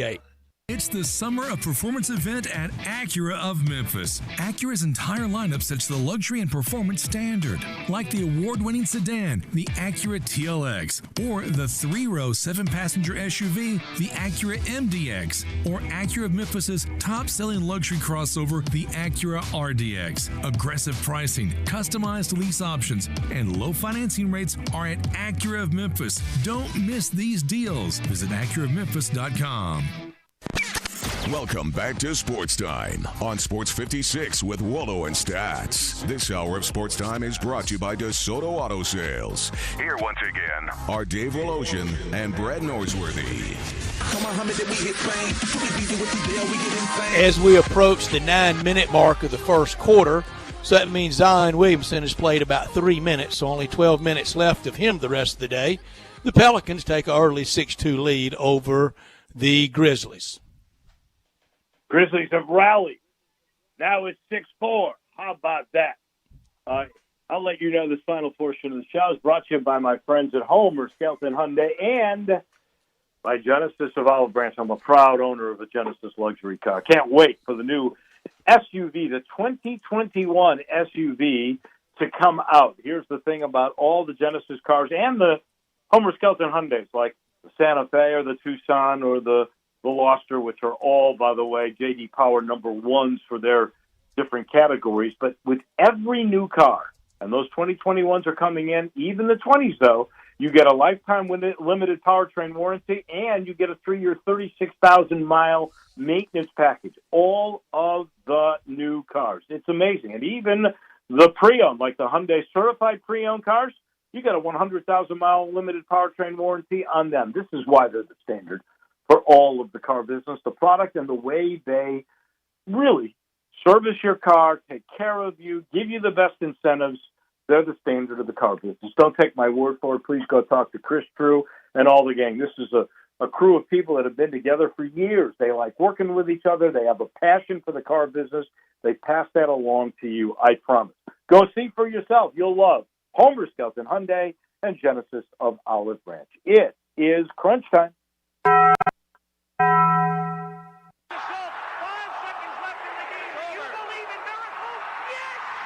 Go crazy, folks! Go crazy! This is for all the biggest crunch time. You are looking live. In your life have you seen anything like that? Take questions again for the student athletes at this time, please. What's happening, big dog? How you doing? Is this thing working? It's obviously crunch time. Hammer, nail, coffin. This baby is over. Woo! Woo! Time for Taco Bell Crunch Time. Taco Bell, home of the crispy tortilla chips, topped with a double portion of either seasoned beef or shredded chicken, plus refried beans, nacho cheese sauce, reduced fat sour cream, guacamole, and a 3-cheese blend. Nachos Bel Grande, heaping portion of chips, topped with ground beef, tomatoes, beans, nacho cheese sauce, and a dollop of sour cream. Taco Bell, home to great food you get on your way home real fast, and they bring you crunch time every day. 9-6 Pels still lead over the Grizzlies. There's a lot of sports on today. I watched daytime hockey today from the hockey bubble. I learned today there will be thousands of JUCO players, D2 players, D3 players, NAIA football players that they'll go play at USC. If someone doesn't want to play, that's your business, and you can demand anything. Some of those grievances, some of those demands, I'm with you. I'll stand with you. I'll rally for you, but some of them aren't. And if you don't want to play, nobody's making you, and there'll be somebody that will step up in a second and take that scholarship to have a chance to play football for Southern Cal. Dave, what'd you learn today? Well, I'm with you. I stand particularly on that medical insurance issue. Maybe a bigger piece of the pie of names, image, likeness. Certainly there are some things in there, like 50% of the revenues, that we will never see. But there were some admirable things those players are trying to do. I learned today, Cards and Tigers, the whole series now canceled. St. Louis White Sox Field of Dreams canceled. Derek Jeter, sort of along the lines of what I just said, he blames a false sense of security that the baseball players had once they started. They weren't doing social distancing. They weren't being responsible with masks. And obviously he didn't say this, but they were going out to nightclubs. Can't do that. And that's why we're in this predicament that we are in right now. Yeah, I am sad over it. Could have done without the baseball plan. It's easy to pick at them, but we did before. This is not Monday afternoon quarterbacking. I don't know why they didn't try to secure a hotel in every market or try some mini bubbles, but I do know why. I say I don't know, but I do know why. Baseball doesn't want to spend any money, and they really didn't want to play. They really didn't want to play, and I think Manfred – no, I'm not going there. It's too conspiratorial. I got to see it play out. Dave, what is it you could have done without? Well, I'll go back with you. I'm not sure Manfred had a choice but to do it this way because the players weren't willing to go to satellite places. They wanted their families, and they wanted to be in their ballparks, and they're getting a little bit of what they asked for. I could have done without these new stories. Doug Peterson, positive with COVID, the head coach the 52 Jaguars years have old. Five players, including quarterback Gardner Minshew with COVID, and John Daly, who has not missed a PGA championship since 2012. I don't think he's made a cut since then either. He has withdrawn from the PGA. I don't think it's COVID, though. I guess he's just not wanting to travel. 29 years ago when he burst onto the golf scene at Crooked Stick. Dave, sincerely, and you know I've already called and checked on you a time or two today. Looking forward to your results. I think you know you're okay, but we're going to find out for sure. Fine. We'll visit. Yep. We'll visit with you somehow, some way, through some device. Mañana. Have a great night tonight. You too. Bye-bye. I will keep a close eye on this Grizzlies-Pelicans game and the post-mortem after the fact, if it's a loss or if it's the first win in the bubble. San Antonio against the Fighting Sixers. That was a bad look for the Philadelphia 76ers that I've said the whole time. Brett Brown doesn't need the bubble to go horribly. And when you're fighting on the sideline, I would say things are starting out not on a good side of things. Not a good look at all for the 76ers to be fighting on the sidelines. Tonight, Lakers and Jazz late. In baseball, the Phillies, they'll finally play. How would you like to be holed up, shut down, not able to play, and the first time you go back out there, you look on the mound and it's Garrett Cole staring at you? That'll make those bats swing a little slower. No, thank you. Not when you're sharp. Heavy favorites the Yankees are tonight. As big a baseball favorite as you'll ever see. Dodgers and Padres late. College football news, it wasn't great today. NFL news, it wasn't great today. We'll keep an eye on all of it. Odell Beckham says he doesn't want to play, but he's going to. How about that? A disaffected Odell Beckham, a little bit checked out before he shows up to camp. Can't see that working out well in the locker room for them. So we'll keep an eye on all of it tonight, but mostly we'll keep an eye on this Grizzlies-Pels game that New Orleans now leads 12-6, under 7 minutes to play. I want to thank Ted Butler, David Cobb, and Anthony Sane. For Dave, for Drew, I'm Brett. Talk to you tomorrow.